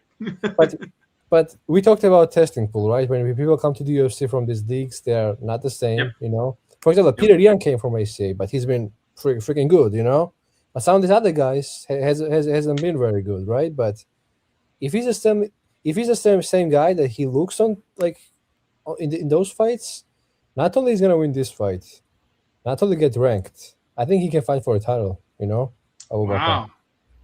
You know what I Okay. mean? But again, Yeah. we have to see how he looks in the testing pool. He could be completely different. He could gas out in 2 rounds. But if he's the same fighter, if you look at his skills, his striking, his wrestling, his cardio, I mean, where is his weakness? Probably like chin. That's the only weakness he probably has. And he's been very hard to hit last couple of fights too. So he proved that kind of defense. So yeah, man, Abubakar, I think he's gonna finish Saygid in rounds 2 and 3. I think he'll piss him up. And he could also wrestle him if he wants. I don't think Saygid can out wrestle this guy either. I don't hate it, BB. I don't hate it. Interesting that the line you're seeing is around, 270, 275, something like that. Abubakar is someone who we are going to have to keep an eye on. I don't know what to make of him. He could be real. He could be real good. He could also just be awful. I do, however, like the idea of just blindly fading Saygid, because after his UFC debut, dropping that fight to Nick Dalby, I don't think the UFC is going to do this guy any favors. So just blindly, I'm going to pick against him, and we'll see what the number looks like. We'll see what the weigh-ins look like, and we'll kind of take it from there on fight night. Well, it doesn't help you if I talk about it, Dylan, since you can't hear me apparently. Guys, I don't know what's going on, but apparently a couple of people are having audio issues. So if you can still hear, please refresh, okay? A couple of people, my boy Venzi, they ran into the issue where they couldn't hear. They refreshed the YouTube page, and then all of a sudden everything corrected, and the audio came back. I don't know what's going on. I don't know why that is. Nothing wrong with the audio issues for VB or I. We can hear each other clearly. Something's going on with the computers. Everybody's refreshing, and it seems to fix the issue. So if you can hear me, hit the refresh button, people. Hit the refresh button. Let's keep this bad boy rolling. We got just a couple of more fights to talk about, you guys. We are almost done. Next up, you've got the return of Rizvan Kuniev, the Rizzler himself, and he's taking on Tyrell Fortune. It is Spectation Sports Fight Week, ladies and gentlemen. Tyrell Fortune won the tough, I believe, a heavyweight championship right before he got the call for the UFC. So we're definitely cheering for Tyrell. But Rizvan Kuniev, you remember, VB, I kind of alluded to the fact that there were a couple people on this roster who we have question marks about with the drug testing. Well, Rizvan, it was who I was talking about. 14-3-1, 34 years old. He dropped his UFC debut via split decision, and he was robbed. He was robbed blind. I'll never forget. That was bad. Yeah. He was like a plus 200 dog, VB. And I know. I had a bet on him. I remember. I'll never forget it, you guys. I was on vacation with my wife's family. We were in Minnesota. So I'm de-ginning out. I had to lock my action in Arizona before I ever got out there, right? Because I don't think it wasn't legal at that point to gamble in Minnesota. So I had to get my action in before we left. And I'm in the living room alone. They're all out on the boat. I shit you not. They went for a lake boat cruise, and I'm sitting in the living room screaming at my TV instead because I'm sweating out this bet on Rizvan Kuniev. And they robbed me of that split decision. You watch that fight back, and especially the way Blades has looked recently, like he absolutely won that fight. Anyway, he bounces back against Jailton Almeida. Got Jailton cut. This guy's a 2 times Dana White's Contender Series competitor. Something, I look down on. I'm not a big fan of the guys that take 2 shots on Dana White's Contender Series, but he seems to be doing okay. He was signed by the PFL initially after he didn't get signed by the UFC. And he had a no contest with their current champion over there, Renan Ferreira, that monster dude that they were trying to push to, beat Francis Ngannou. Of course, that was going to happen, but they were trying to pump it up like he was capable of it or something. It was funny because he popped for everything, man. Drostaline, Menatoline, Bedondolone. I'm saying all these things wrong. Like he's seriously, it's a list of like 7 steroids, guys. He popped for everything. Well, what does the UFC do? Come on back, buddy. We'll put you on the Contender Series again. We'll give you another shot. So he gets a second shot on Dana White's Contender Series. He wins that fight, and he gets the call up, of course. Shocker, the guy who is a drug abuser is training over at ATT, not surprising anybody. He's a decent kicker, shockingly. I always talk about like how Derek Lewis can like get those head kicks up there, and you're like, how the hell does he do that with that frame? No idea. This guy kind of does the same thing. Solid chopping leg kicks. He'll randomly throw like spinning heel kicks that doesn't make any sense. He likes to cage push. He grinds people up against the fence. He likes to pin you up there. He does have good boxing. He's got a stinging jab on him. He's got that clubbing right hand. He doesn't have great power. It's not like a guy that he's not deading people in the cage, but he's a heavyweight. He hits hard, right? He's got really nice sweeps and reversals, and that was something we saw over in his PFL run. Even when he had like massive Renan Ferreira on top of him, he was able to hit a sweep and roll the guy to get him on top. So he's not even out of it if he's on his back in these types of situations. Also, guys, worth noting, jot this one down.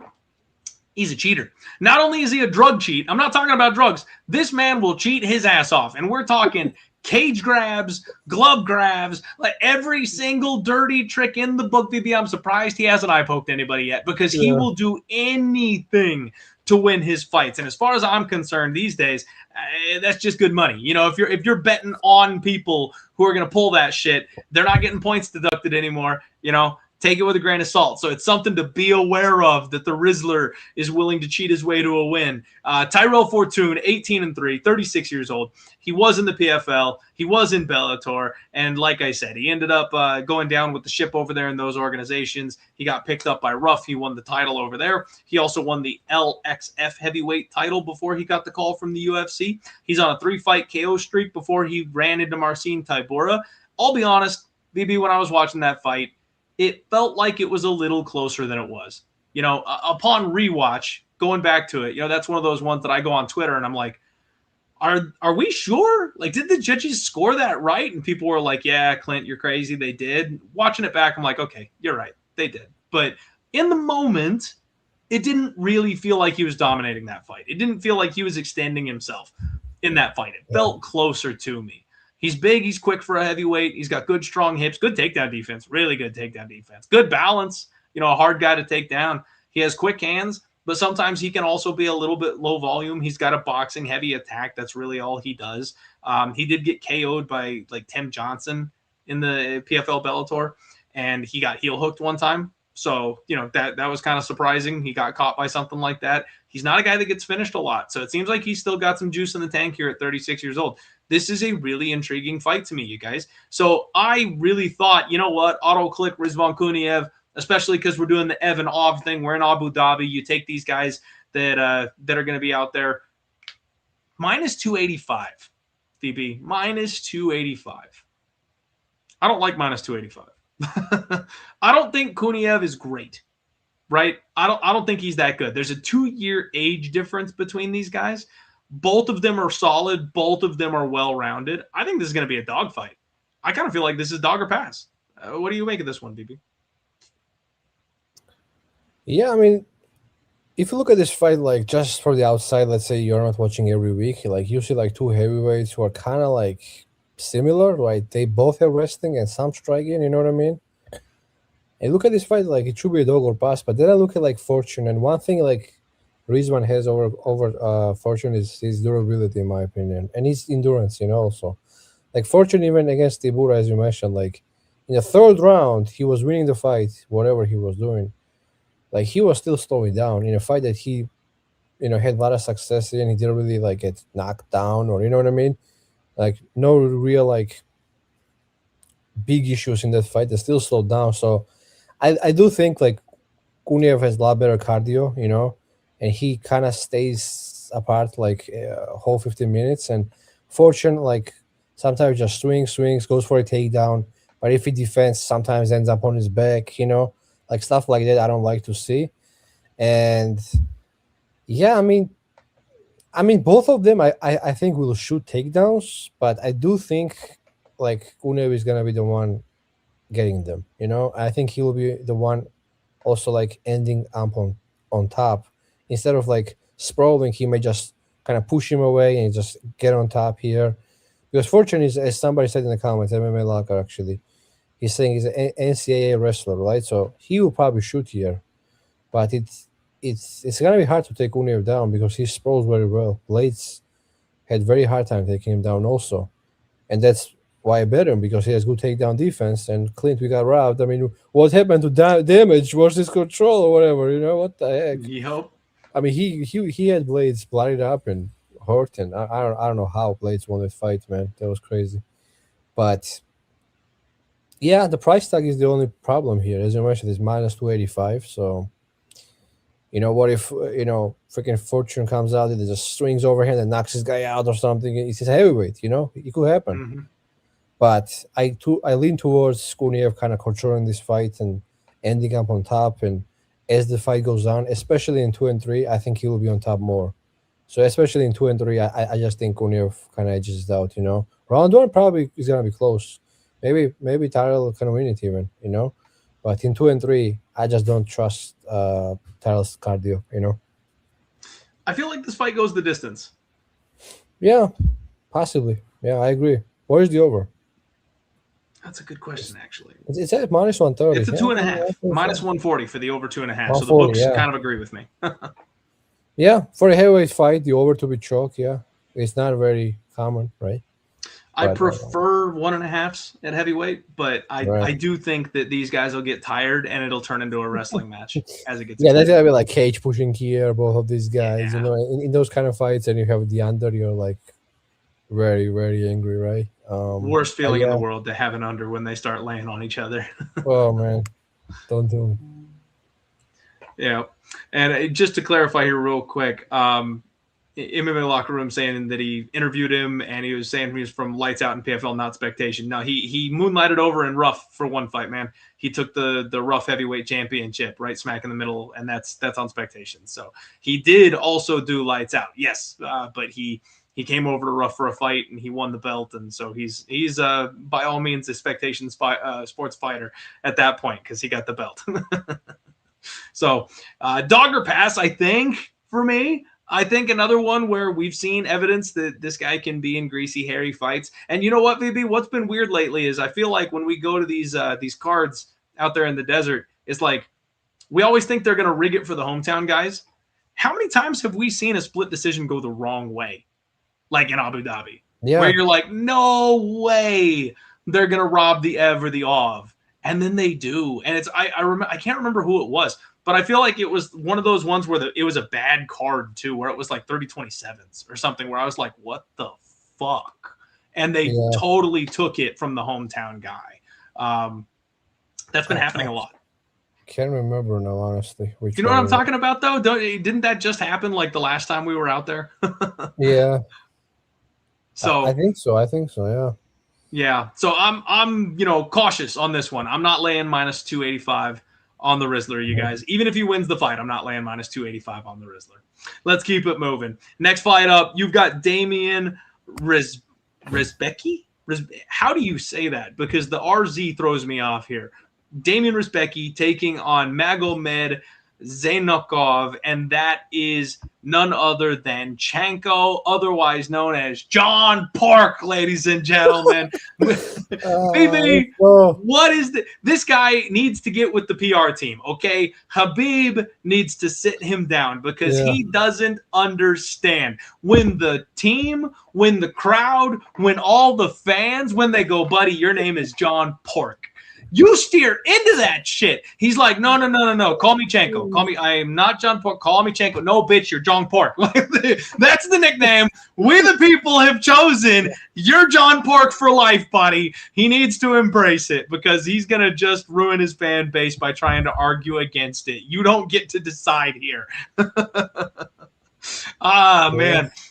This should be a fun fight, BB. This one should be good. Damian is 10-0. He's undefeated. He's 24 years old. He's making his UFC debut. He's from FEN. He was the lightweight champion over there. I don't actually know that regional show, so I'll have to look at that a little further. But apparently, he's a protege of one Ilia Topuria, which is kind of a big deal. You know, I overlooked Ilia's little brother because I didn't think he was very good. And it turns out, he's pretty fucking good. So I'm kind of done doubting the Ilia camp. That whole just because you train with Ilia doesn't mean you're Ilia thing. Well, looks like they're churning out some okay talent over there. He's tall. He's long. He is very aggressive. He has a stabbing front kick. He has straight punches. He rips the body, dude. The way he attacks people's body, I absolutely love.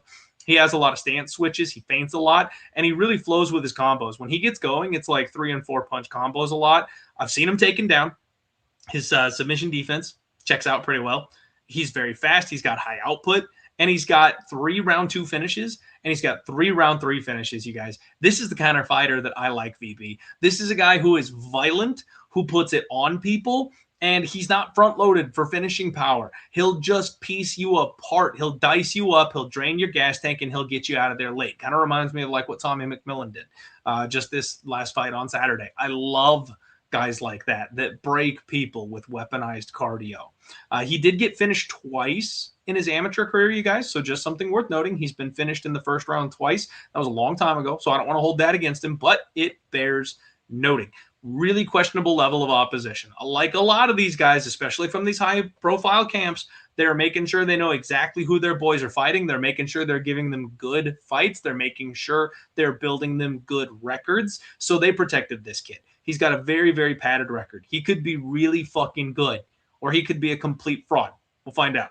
Magomed, John Pork on the other side of this thing is 8-0, also undefeated from Team Khabib, 31 years old. He's training out in Dagestan, and this is his first UFC fight off his Dana White's Contender Series win.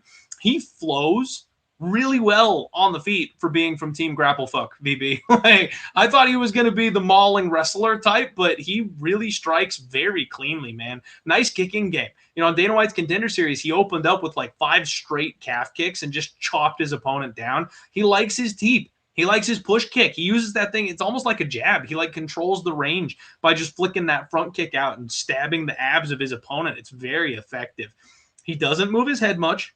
That is something that concerns me a little bit. He got cracked and dropped in the first round of that Dana White's Contender Series fight, but then we showed that Team Khabib. He changed levels. He got on top of his opponent. He alleviated that pressure. He reset, and he recovered. And then he turned up after that, and he just kind of scrolled his way to a win. It was impressive. This is a good fight. VB, this is a really, really good fight. I am not sure who I like in this fight. I'm here for the meme. I want John Pork to go ahead and get out here and get this win. And him being from Team Khabib, that's baked into the line. He's minus 350, you guys. Damian on the flip side of this thing is plus 275. The only problem for me, BB, I'm like a chalk eater on these cards out here in Abu Dhabi and Saudi Arabia. Like, I feel like the guys who are supposed to win usually do win. It's that kind of a venue. But I really, I don't know how I feel about this one. Like, part of me really wants to take the dog shot here. Are we all overhyping John Pork? You know, just because he trains with Khabib? This dude trains with Ilya. You know, I think this is going to be a good fight. What do you make of this one, man? Yeah, it's definitely a competitive fight. I agree with you, you know, because, like, first off, it's a striking fight. You know what I mean? So this guy, Damian, has good striking. I mean, if Magomed had showed some good wrestling and some, like, takedowns, like, maybe, but it's almost all striking when I look at his fights. It's barely any wrestling. Sometimes he shoots, but people get up. You know what I mean? And he doesn't really control anybody. And he, like you mentioned it, like that team usually produces very different fighters than what you said, right? So kind of surprising where he developed that, you know, like. But Damian, man, like one thing about this guy is his physicality is what I his physicality kind of lacks, in my opinion. He does have power. And wow, okay, that's. I think Weezy, my guy here, is saying he's got the best fight on the card. I can see that because Damian definitely throws wild combinations. He has knockouts against the cage. Few of them. I watched his tape today. He has like one slick back take I saw also when he hurt the guy, got on his back, and got the choke. You know, so yeah, he's a very good finisher. His killing instincts are there, but that league he's fighting at, FEN, is not the highest level. You know, I'll say it right now. That league even has like some like, you know, like celebrity fights and stuff like that. You know, and sometimes like real fights like Damian had, but I don't think the FEN league is very high level. You know, and as you mentioned, like he has a loss in 2020 as an amateur, but basically he was 18 years old. What's kind of wild to me that he has a first fight in 2014, and this guy is like 24 years old, which is crazy. So he was basically fighting like junior MMA, I think, right? That's interesting, you know. So he's been fighting since he was a kid, basically, and right now he's 10-0. But again, competition level is not there at all, you know. Same goes for Magomed though. Magomed hasn't beaten anybody either, you know. His best friend is probably this guy Saygid, who was horrible fight. His leg was chopped, you know, in that Way Warriors fight. He couldn't even like really do anything. And this guy Lucas Caldas is not any good, man. And he had some moments against Magomed. And like Caldas also like lost recently a couple times too. So he's on a losing streak right now. So it's not even like a good win. You know what I mean? Mm-hmm. And yeah, I mean, one thing again, physicality. I do think Magomed has more power in his strikes, and he's more durable. Probably also, you know, I'm not like confident about that take that he's more durable. He looks more durable to me, but he could be like less durable. He could get knocked out because Damian is dangerous. You know what I mean? But I do think Magomed hits harder, and his shots will have more consequences in this fight. So durability, a little bit more power on Magomed, but like finishing instincts on Damian, So maybe like 2-3 Damian, you know what I mean? Like maybe late this guy Damian can get to him, that could happen here, honestly. So yeah, Dogor pass for me here, honestly. Yeah, as far as because they are both making UFC debuts, and like For sure. this guy Damian has more finishes. He has submission wins in his record. He's been a fighter longer too. So yeah, Dogor pass probably. Dogger but pass. I I'm would gonna pick have to go. Magomed. I'm gonna have to go and listen to my boy Wheezy's take, man. He's saying in the chat. Of course, audio listeners can't be reading the chat right now, so I sympathize with you guys. VB is saying that this is the best fight on the board, and now somebody else in the chat spoke for VP, saying he's got 2 units on the dog.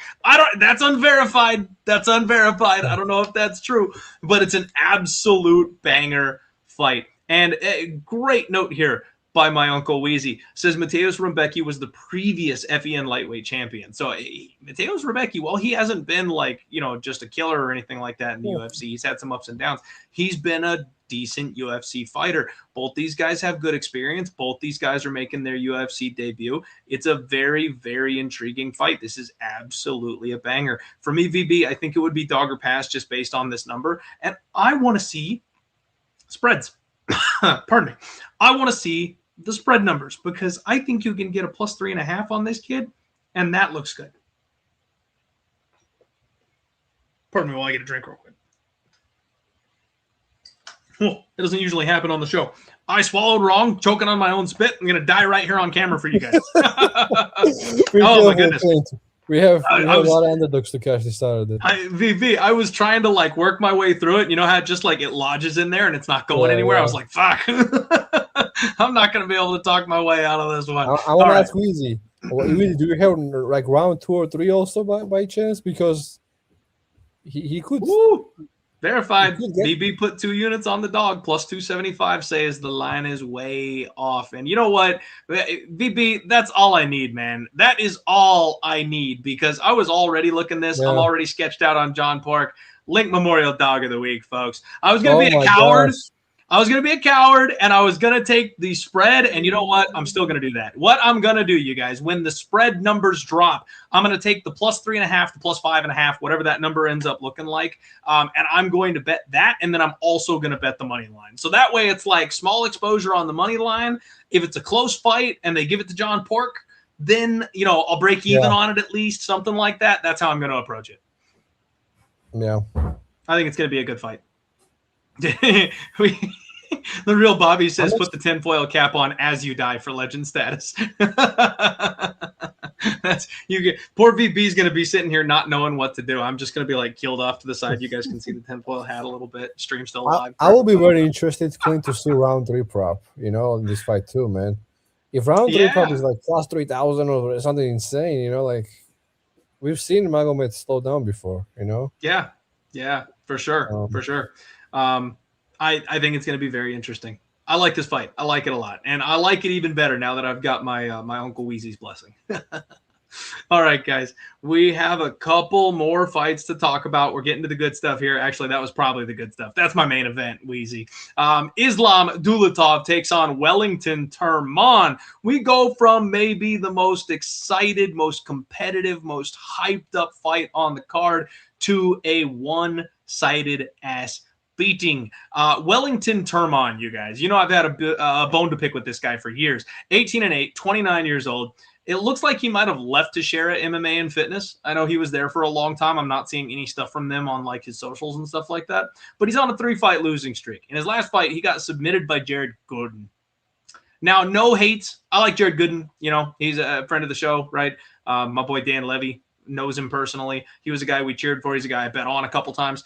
But that is aging just horrifically. He's not in the UFC anymore, and this guy's on his way out the door right behind him. So he's a decent boxer. He's a BJJ black belt, and he's somehow less than the sum of his parts. He's a guy that I feel should be much better than he is. I lost a pile the night he fought Misha Serkinov, BB, because I was convinced. Misha wrecks this dude. Misha absolutely destroys this man.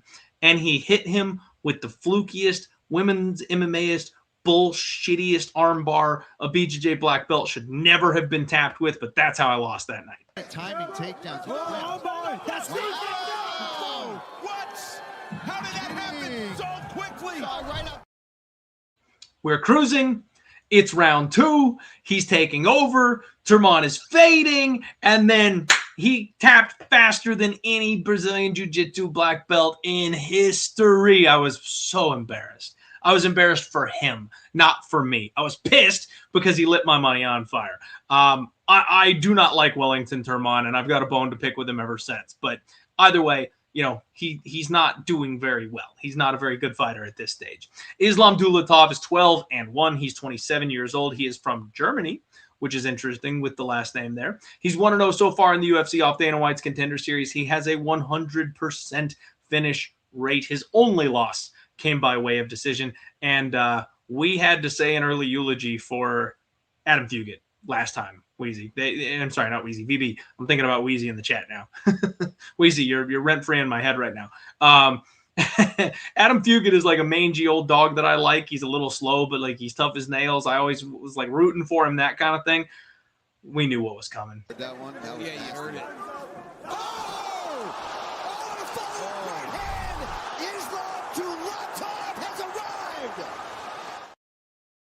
He is so clean. He is so nasty. He's got that jab. He's got that check left hook. This dude's hell on wheels. He's super aggressive. He's really fast. And he might have the death touch, Wheezy. I'm not ready to quite crown him with the death touch, but he might have the death touch. This dude flurries with combos. He attacks the head. He attacks the body. He's got a really clean right cross. He moves back and just glides out of range to come back in and counter really well. Like, Wellington Turman has to get this fight to the ground, and if he doesn't, he's dead. Islam Dulatov is good. This kid is a potential star level good. I really like Dulatov. He's a minus 850 favorite, and if we were throwing anchors around, Wheezy, we're not, but if we were, Dulatov would be the guy for me.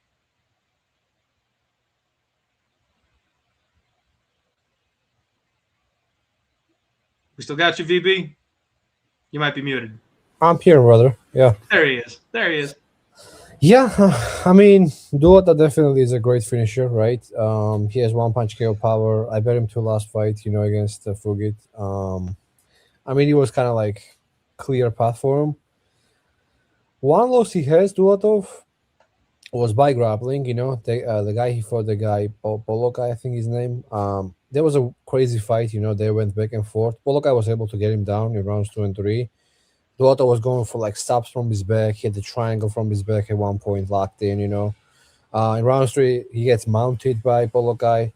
But that was very long time ago. He was so skinny in that fight. He looked nothing like what he's looking now. He looked like Cody again in that fight or something. And since then, he's been like knocking people out. He hits very hard, it seems. He's been even subbing people before the UFCs. He has good like instincts when it comes to sub. His back takes are very quick, and he can take your back, and he can dash you too. One thing, like again, as I mentioned, like that's gonna be his probably weakness as far as in future, probably grappling. What was surprising to me is Turman is only 29 still, and he trains at the Tasher MMA, Clint, which is a grappling camp. I'm not making a case for Turman here, but would I be shocked if like Dulatov extends this fight and Turman wins via grappling in 2 and 3? I wouldn't be shocked, to be honest. But is he gonna get there in the first place? And that's where I'm at, because Dulatov is most likely gonna come out here and knock Turman out or sub Turman even in the first round. But I honestly don't trust his like grappling going forward, because I do think he's gonna have a weakness there. And anchor, Clint, minus 900. I don't know, bro. Again, that's why I said we're not doing it anymore. We're not doing it anymore. we haven't seen like Dulatov extent, really. You know what I mean? And the first round, he's almost like, untouchable. Like he's super freaking nasty. He knocks people out, stops people. But do I think he's gonna have issues going forwards in 2 and 3? Absolutely. I do think he'll have especially more issues with wrestlers. If people take this guy down, he's sometimes subs too much for my liking. So man, are we gonna see round 2 here? Because if we do, it may get interesting. But is -1,000 gonna come out here and probably knock out Turman in the first round? Of course, that's the most likely outcome. So I'm gonna, of course, take Dulatov. Don't get me wrong, but his round 1 is the way you play him. Don't anchor him, Clint. Who knows? What I mean? No. I learned my lesson with these sketchy ass -700, -800 favorites. We're done. The anchor is still laid to rest. We're not bringing her up from the depths this week, you guys. But like I said, I really like this kid, VP, and I know you're saying play him in round 1. I get that, and I agree. I think he could win in round 2 if he needed to. And Wellington Turman does not have the best gas tank ever. So I do think he's going to finish him in round 1 regardless, but I wouldn't rule out finishing him later if somehow the fight managed to get extended. Either way, I'm excited. That should be a highlight one way or the other. Probably Dulatov getting it done, but it's going to be fun to watch either way. Yeah, Next likely, up, of course. Your co-main event of the evening. We've got Astro Boy Steve Erceg. He comes on back in here taking on Ramazan Temirov, and I talked about it, VP. The UFC don't give no fucks about drug testing anymore. Ramazan Temirov is coming off of a suspension, you guys. He hasn't been in the UFC for a little bit. Why? Because he popped. He fought Charles Johnson, and it looked like he should have been done in that fight. I don't know how he survived, but it probably has to do with what was in his system that night. This guy is hell on wheels, VP. He comes out and he smashes people. Big power in his hands. He comes forward recklessly. He trains out of Thailand, which he was out there for this camp. He does remind me just a little bit of Vagaev, like the way he cuts angles, the way he moves backwards, the way he glides. It's a very strong Muay Thai style. And then when he hurts people, he knows how to follow up and finish. Reffing by Erceg to keep this going, giving Vergara a chance to make his money. But we'll see if he can survive. Vergara keeping the guard high. Yeah. Withstanding this pressure. Very high. Temirov is all over. Temirov now back to the body, and that's the one that... 2 notes on that clip, guys. Number 1, it goes on for like another 30 seconds beforehand. I had to give you the abbreviated version so I don't get copyright struck here. The second note on that, I love the way this guy rips the body. Did you notice every single time he got Vergara cornered and he had him backing up, he popped him once or twice to the head and he knew he couldn't get there, so he just punished the body, and that's how he put him down. I love the way Temirov strikes, but this dude will melt a urinal. He has nuclear levels of piss the way he popped for PEDs. Charles Johnson had him running for his life in round 3, and that's basically all he did was like survive, cover up, find a minute, and Charles Johnson was cutting the cage off. He just couldn't find that big shot. So there is a big question mark on just how good this guy is going to be, especially in extended fights against people who are longer and taller, where he's got a reach disadvantage, but he's got unnatural power for this weight class. Now, I did do my stalking. I checked him out on socials, obviously. Coming off a PED suspension, you want to know what that frame's going to look like, what that body's going to look like, and he looks bigger, BB. He looks bigger. Like when we saw him getting ready for the Charles Johnson fight, he was shredded. I mean, everything was clean. It was lean muscle. When you look at him now, he's bulky. He's got biceps. His back is huge. His like everything is large and puffy. I'm sure he'll like cut down as he gets ready for this fight. As it gets closer to fight time, I'm sure he'll slim down. But he looks like he's actually somehow put on muscle after his PED suspension, which is insane. And I'm not sure that's going to help his cardio, but we'll find out. Steve Erceg, 30 years old, snapped a 3-fight losing streak with a win over Ode Osborne, and now he is on a 2-fight win streak, and he should have absolutely ran through Ode Osborne, you guys. You know how I feel about Ode. He's a good fighter. He's a fun fighter, but he's a gas bag. He will cardio dump. He can't wrestle with people. Like, that should have been a layup fight for Steve Erceg. Instead, he got rocked all over the cage. He almost got finished. He had to like do everything he could to survive and then win a very ticky-tacky decision at the end of that thing. I was highly disappointed. Now against Elliott, He put up like 136 significant strikes. He went back to his good old looks, right? Volume-based striking, long. He's huge for the weight class, decent pop in his hands. But Tim Elliott has no power, you guys. Like, Tim Elliott is a wrestler only. That was a fight that, VB, I'm honestly embarrassed at, because when I looked at that one on paper, I went, oh, this is the most Steve Erceg smash spot that there's ever going to be. And some people got in my ear and were talking up how Elliott was going to be able to get control and Steve Erceg shot. And it was like, I ended up taking a flyer with some people on Elliott. And it's one of those ones where it's on me, right? I can't blame anybody else. I put my money on the fight. I'm the one who bet it, so I have to take responsibility for it. But I let people talk me off what was one of my most confident reads in a long time. Because when I saw that fight, I was like, that is the worst stylistic matchup for Elliott ever. It was easy Erceg, and I found a way to lose money on it. He's a very good grappler. Very good defensive wrestling, very good scrambles, really good jiu-jitsu. He can attack people with chokes if he wants to. He's got good hips. He's got good cardio. So I love Steve Erceg. You guys know this. But the one thing that I always talk about with Steve Erceg is his chin. He has tall man's defense. He is there to get hit. And Ode nearly killed him. And it looks like he doesn't want to engage anymore. You know, he had a couple of barn burner fights when he was really gunning for that title, and it did not go well for him. I'm a little worried in this fight. Now, we had Steve Erceg opening up as a favorite. You could get, plus 120, plus 130, something like that on Temirov. This line is evened out, you guys. It's a pick'em. And it looks like Temirov is starting to lean towards favorite here. Temirov is a minus 115 favorite now. Steve Erceg, the minus 105 dog. This one worries the hell out of me, VB, because I don't mind taking the shot on Temirov as an underdog. And I think if Temirov connects, Erceg is dead. Like that chin. I know. I'm so sorry. The wife and the kid just came home. The dog is going nuts. I apologize. Sorry, everybody. He's excited. In this house, it goes my daughter, my wife, then me. That dog loves his women. That's just the way it goes. So he doesn't get excited like that when I come home. Only when mom and sissy come home. But I think there's a really good chance that Temirov wins this fight by round 1 KO. If Steve Erceg is not careful, VP, Temirov could get clipped early. He could get put down. He could get hurt. And this thing could be over quickly. But if he doesn't, guys, Steve Erceg is better than Charles Johnson. Steve Erceg is better than Charles Johnson. The deeper the fight goes, Steve Erceg is going to find the timing. Steve Erceg is going to find the distance. He will take over. And I know Temirov is like a slick striker. He's got good counters. Like I said, that strong Muay Thai style, but he's short.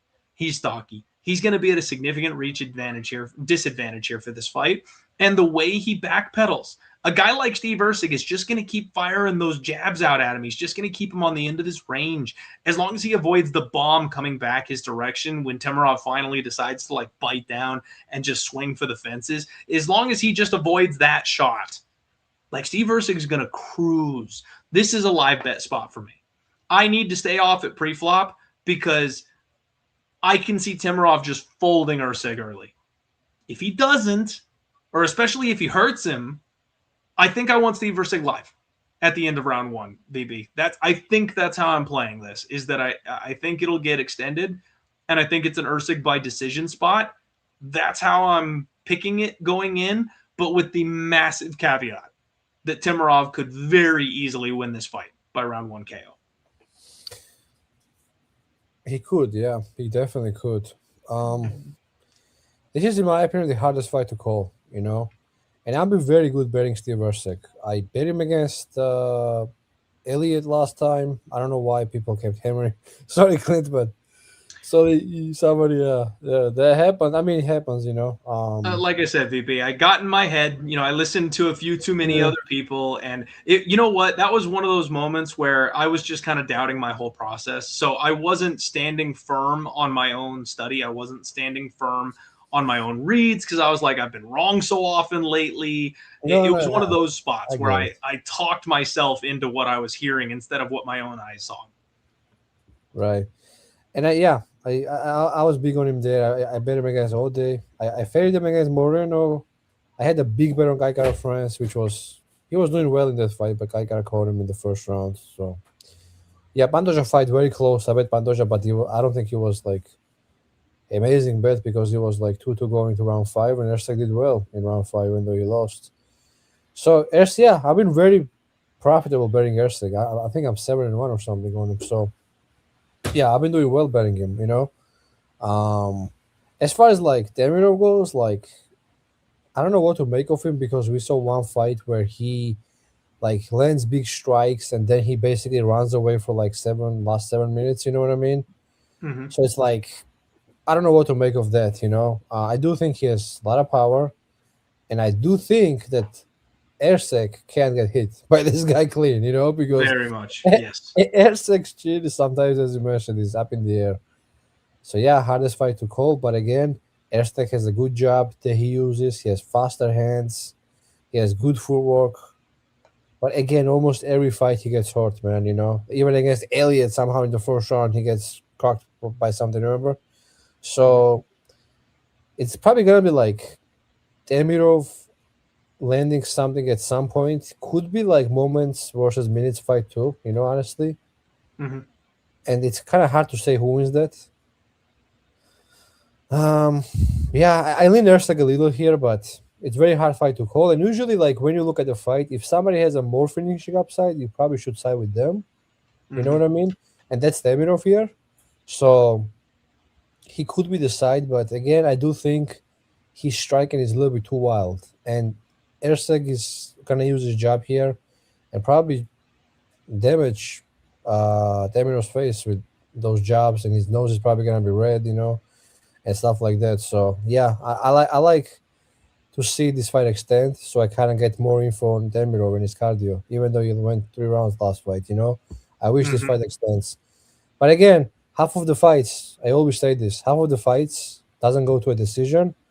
So if you can get a fighter who is most likely to finish, sometimes they are the side, because don't forget again, half of the fights don't even see a scorecard. So let's not talk about 2 and 3 because we may not get there. So yeah, Temirov, as far as if he was an underdog plus 130, 140, was probably a good bet. But right now, I lean Erceg a little, and I do think cardio plus his job plus his footwork should get him through, but his chin always is a concern. So yeah, the chin is a concern, but I will say it looks like, after his last fight, he might have gotten his confidence back a little bit. And I think that's so important for a fighter.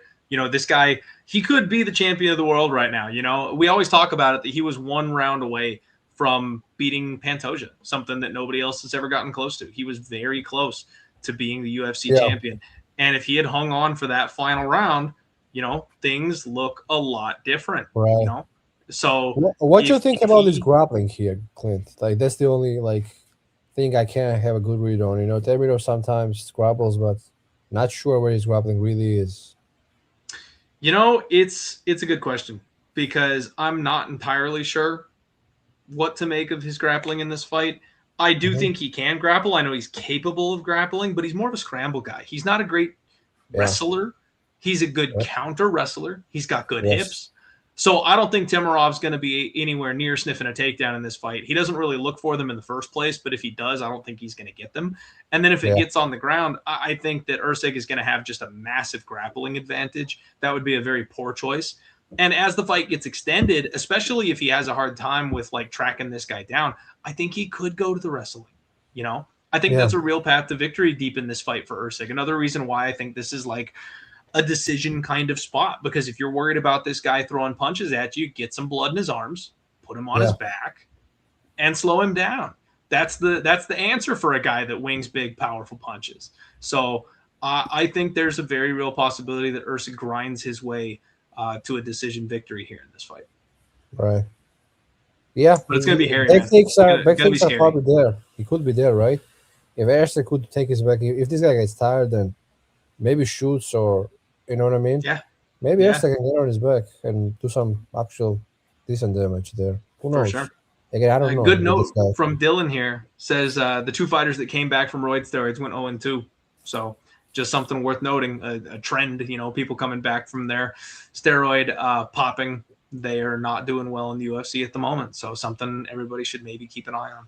Clint, All right, guys. Erceg by sub. What you think? Erceg by sub plus 750. Oh, man, see, I would think about it. I really would. Yeah. I just don't know that he's going to be able to find a sub on this guy. You know, he's so compact. He's so small. He's so strong. Yeah. I don't know that he's going to find a sub. I think it'll end up being a control thing. You know, I think he'll have to just kind of stay on top of him and not let him up and grind him and wear him out. I think he'll be afraid to get hit, you know, so he won't get overly aggressive. I think he'll probably monitor his own gas tank and make sure he's in a position where he can't get hurt too bad. You know what I mean? Yeah, but I think 2-3 sub numbers are going to be astronomical. So I may think about them. Those numbers will probably be insane. So I'm not saying that it hits. It's definitely possible. If this fight gets out of round one, if the game plan is grappling, which it should be, you know, if all those things kind of fall into place here, there's a very real possibility.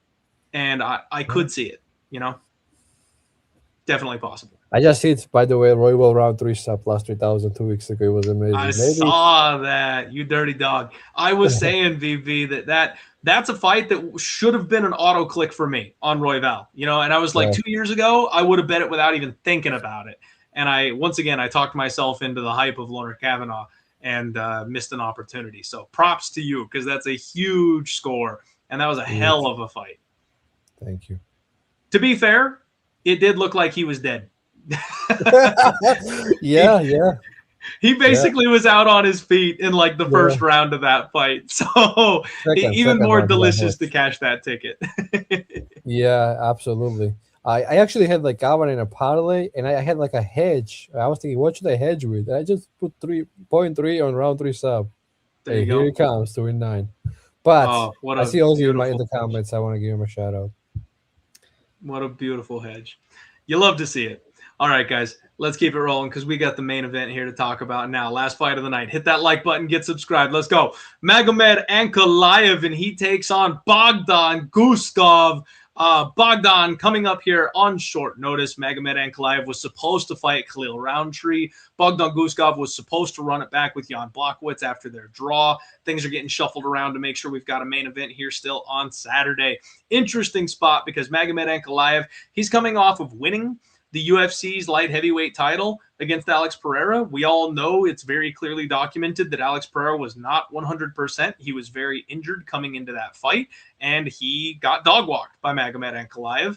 Then you flip this thing around, and it seems like Magomed Ankalaev was a little injured going into the rematch with Alex Pereira. The thing is, Pereira left absolutely no question. He destroyed Magomed Ankalaev in the rematch. So very, very fun fight here where Bogdan coming up on short notice. He's made a lot of improvements. You know, when he first got to the UFC, this guy couldn't grapple. He couldn't wrestle. He was reckless. He was overthrowing. He was coming in and just like car crashing with people. You know, you watch his last fight with Jan and you can really see how he's leveled up, man. He was patient. He was pull countering on a guy like Jan. He was landing big, clean power shots on Jan. And this dude has physical, raw power. Guskov's the kind of guy that... Oh! The 3-1! Massive right hand! Just like insane one-hitter quitter types of power. Now, Magomed Ankalaev is also a man who's got some decent pop in his hands, but really, he's been a decision machine, VB. He's a guy who's been, you know, he'll rock people here and there, but he doesn't really follow up and swing for the fences in the UFC. He's more of a jab merchant. He's knocking out guys who, let's face it, you know, they're a little bit chinny. Johnny's going to be careful. He could walk into a head kick because he's constantly going. Oh! Wow! That's it! Oh, yeah. You know, I'm just going to be real with you, VB. I'm a hater. I don't like Magomed Ankalaev. My people know that. I'm not a fan of Magomed Ankalaev. Dude bugs me. You know, he's supposed to be this big monster grappler. He's supposed to be this big, crazy Russian. And like I said, he's knocking out guys like Johnny Walker. You know, if you've got chin concerns, he'll knock those guys out. But anybody else in the division, he fights scared. He just wants to have this low volume, pitter-pattery fight. He'll hit some calf kicks now and then, but he just controls the range and controls the space, and he'll go 25 minutes, and it's just boring. It's like watching paint dry.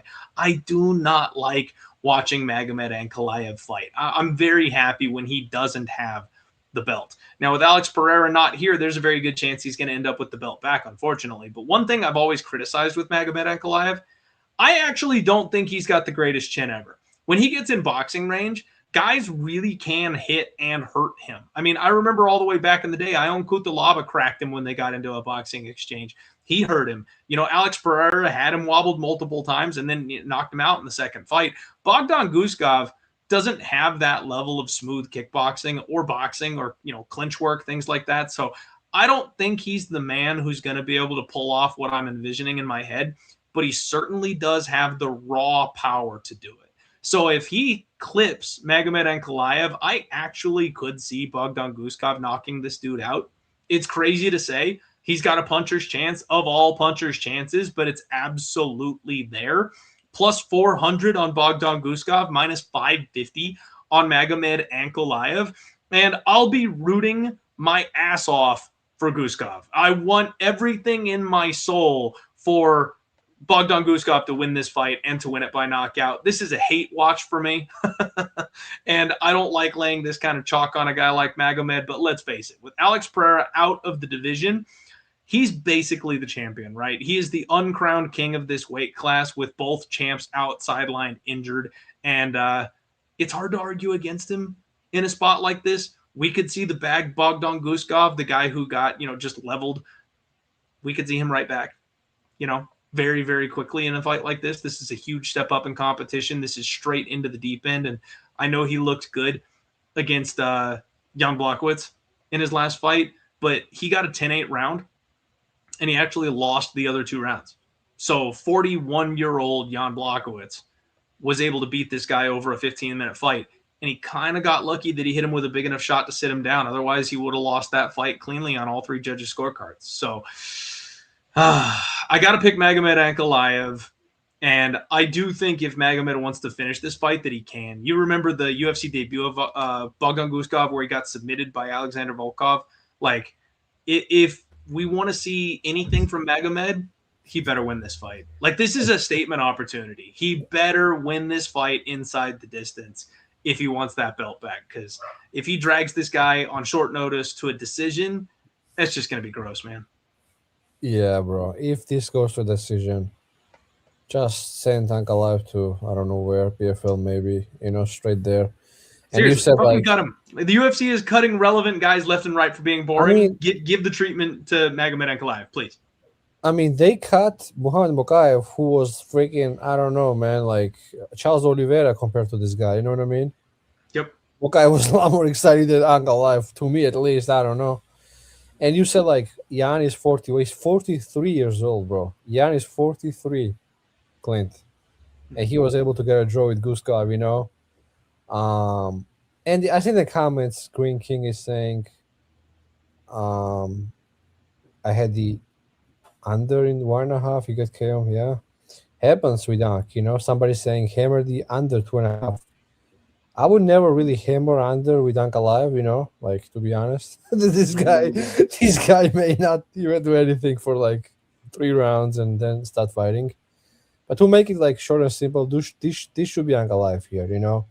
Guskov hits hard, but there is not like, I don't know, there are levels to this, as they say, Clint, right? So Guskov is not Alex Pereira. Come on, you know what I mean? He's absolutely. It's gonna be very unlikely if Guskov wins this by knockout. Like, it would be crazy to me. Yeah, I think Ankalaev is gonna get this done. And you said like who Volkov subbed him? It was Volkan, Clint. It was Volkan Ozdemir. Oh, I'm so sorry, Volkan Ozdemir, not Volkov. That's my mistake. If Volkan Ozdemir subbed somebody, I'm gonna bet Ankalaev to sub and get his first sub, Clint. I think in his career here. It's gonna be plus 900 or something. Ankalaev by sub. I think I'll get there. Why not? You know, club and sub could easily happen. Yeah. And Guskov has really no grappling, to be honest, you know, either. So if for some reason Ankalaev starts to wrestle here, he could get on his back and choke this guy also, you know. So yeah, for sure, man. Bogdan, I think, is gonna slow down at some point. I don't know if it's gonna be around 2, 3, 4, or 5, but at some point, I hope freaking Ankalaev finishes this. Ankalaev ITD is minus 250 or something like that. So they also see what I see, but I don't think they are looking for a sub, and I think we're gonna have Ankalaev possibly get his first career sub here. What you think, I man? could see it. Yeah. Plus 900, man, maybe 1,000, I could see maybe it. more. Definitely possible. Because if he hurts this guy with the hands, Guskov, the way he leaves his neck hanging out there, it could look exactly like the Volkov fight. Yeah, sometimes like subs in MMA also, like they are not really like subs. There's just people like quitting, basically trying to find a way out. Sometimes. So it could be one of those where Guskov is looking for a way out. It just taps to like random sub. Let's go. I agree. Let's go, Jewish I brother. agree. Oh man, Marcel. He comes in the chat. Marcel Seliwap and says, "I'm here to give Clint his flowers. You kicked my ass last week. Lots of people talk when you do bad. Nobody gives you flowers when you win." Thank you very much, Marcel. I appreciate the shout out. It always feels good to get the flowers and the vibe after a good win. I've been terrible for the last couple of years. So don't worry, my friend. I'm only in competition with myself. So I know you said I kicked your ass, but I'm sorry. You said you kicked ass, not I kicked your ass. Okay, sorry. I misread that. I was going to say I'm not competing with anybody but me. Like I need to do better. I need better results. And that's always what we're working for, what we're striving for. Thank you for the recognition. Very much appreciate it. All right, VB, you and I are agreeing here on this last fight of the night. We should be looking at a finish and maybe even the first ever sub from a man who's looking to try to get his title back in Magomed Ankalaev. We'll see what happens, though, because he never seems to do it the way that you think he will do it. Yeah. And that's kind of the problem. Another reason why I don't really like him, but we'll see what happens. That's it, folks. That's the show. Thank you very much for tuning in. We appreciate each and every one of you. Please hit that like button before you peace on out of here. And my man, VB, if you have anything to shout out, if you have any promos, if you have any shows coming up, sponsors, whatever you got going on, the floor is yours. Let the people know where they can get more of your content. Yeah, I appreciate that. Yeah, so you can find me on Twitter, VBMMA Picks, and I have a show tomorrow. Same on YouTube, VBMMA Picks, and I may have Clint coming next few weeks if he comes on my show, so you'll see him there in the future. And yeah, some other great guests I have on my show. So yeah, check me out. I think Clint is gonna also like tell this Ankalaev play, and we're gonna both make money. So let's go. There we go. Just half unit, Clint. Just half unit to win 5 or something. Let's go. That's what we're absolutely got to do it now. Now that we talked about it live on air, got to do it. Thank you guys all for tuning in. We very much appreciate you. Like I said, please get subscribed. The channel is growing. We're doing good stuff. We'll have the total takedown for you later this week. We'll have Clint's hot props later for you this week. And of course, come back for the best show on Friday. That is the undefeated post-weigh-in show. Make sure you're checking in. Turn those notifications on so you know when we're going live. I hope you whoop some ass. I hope you make some money. Let's have a good week. Be good, everybody. Love you guys. Let's roll.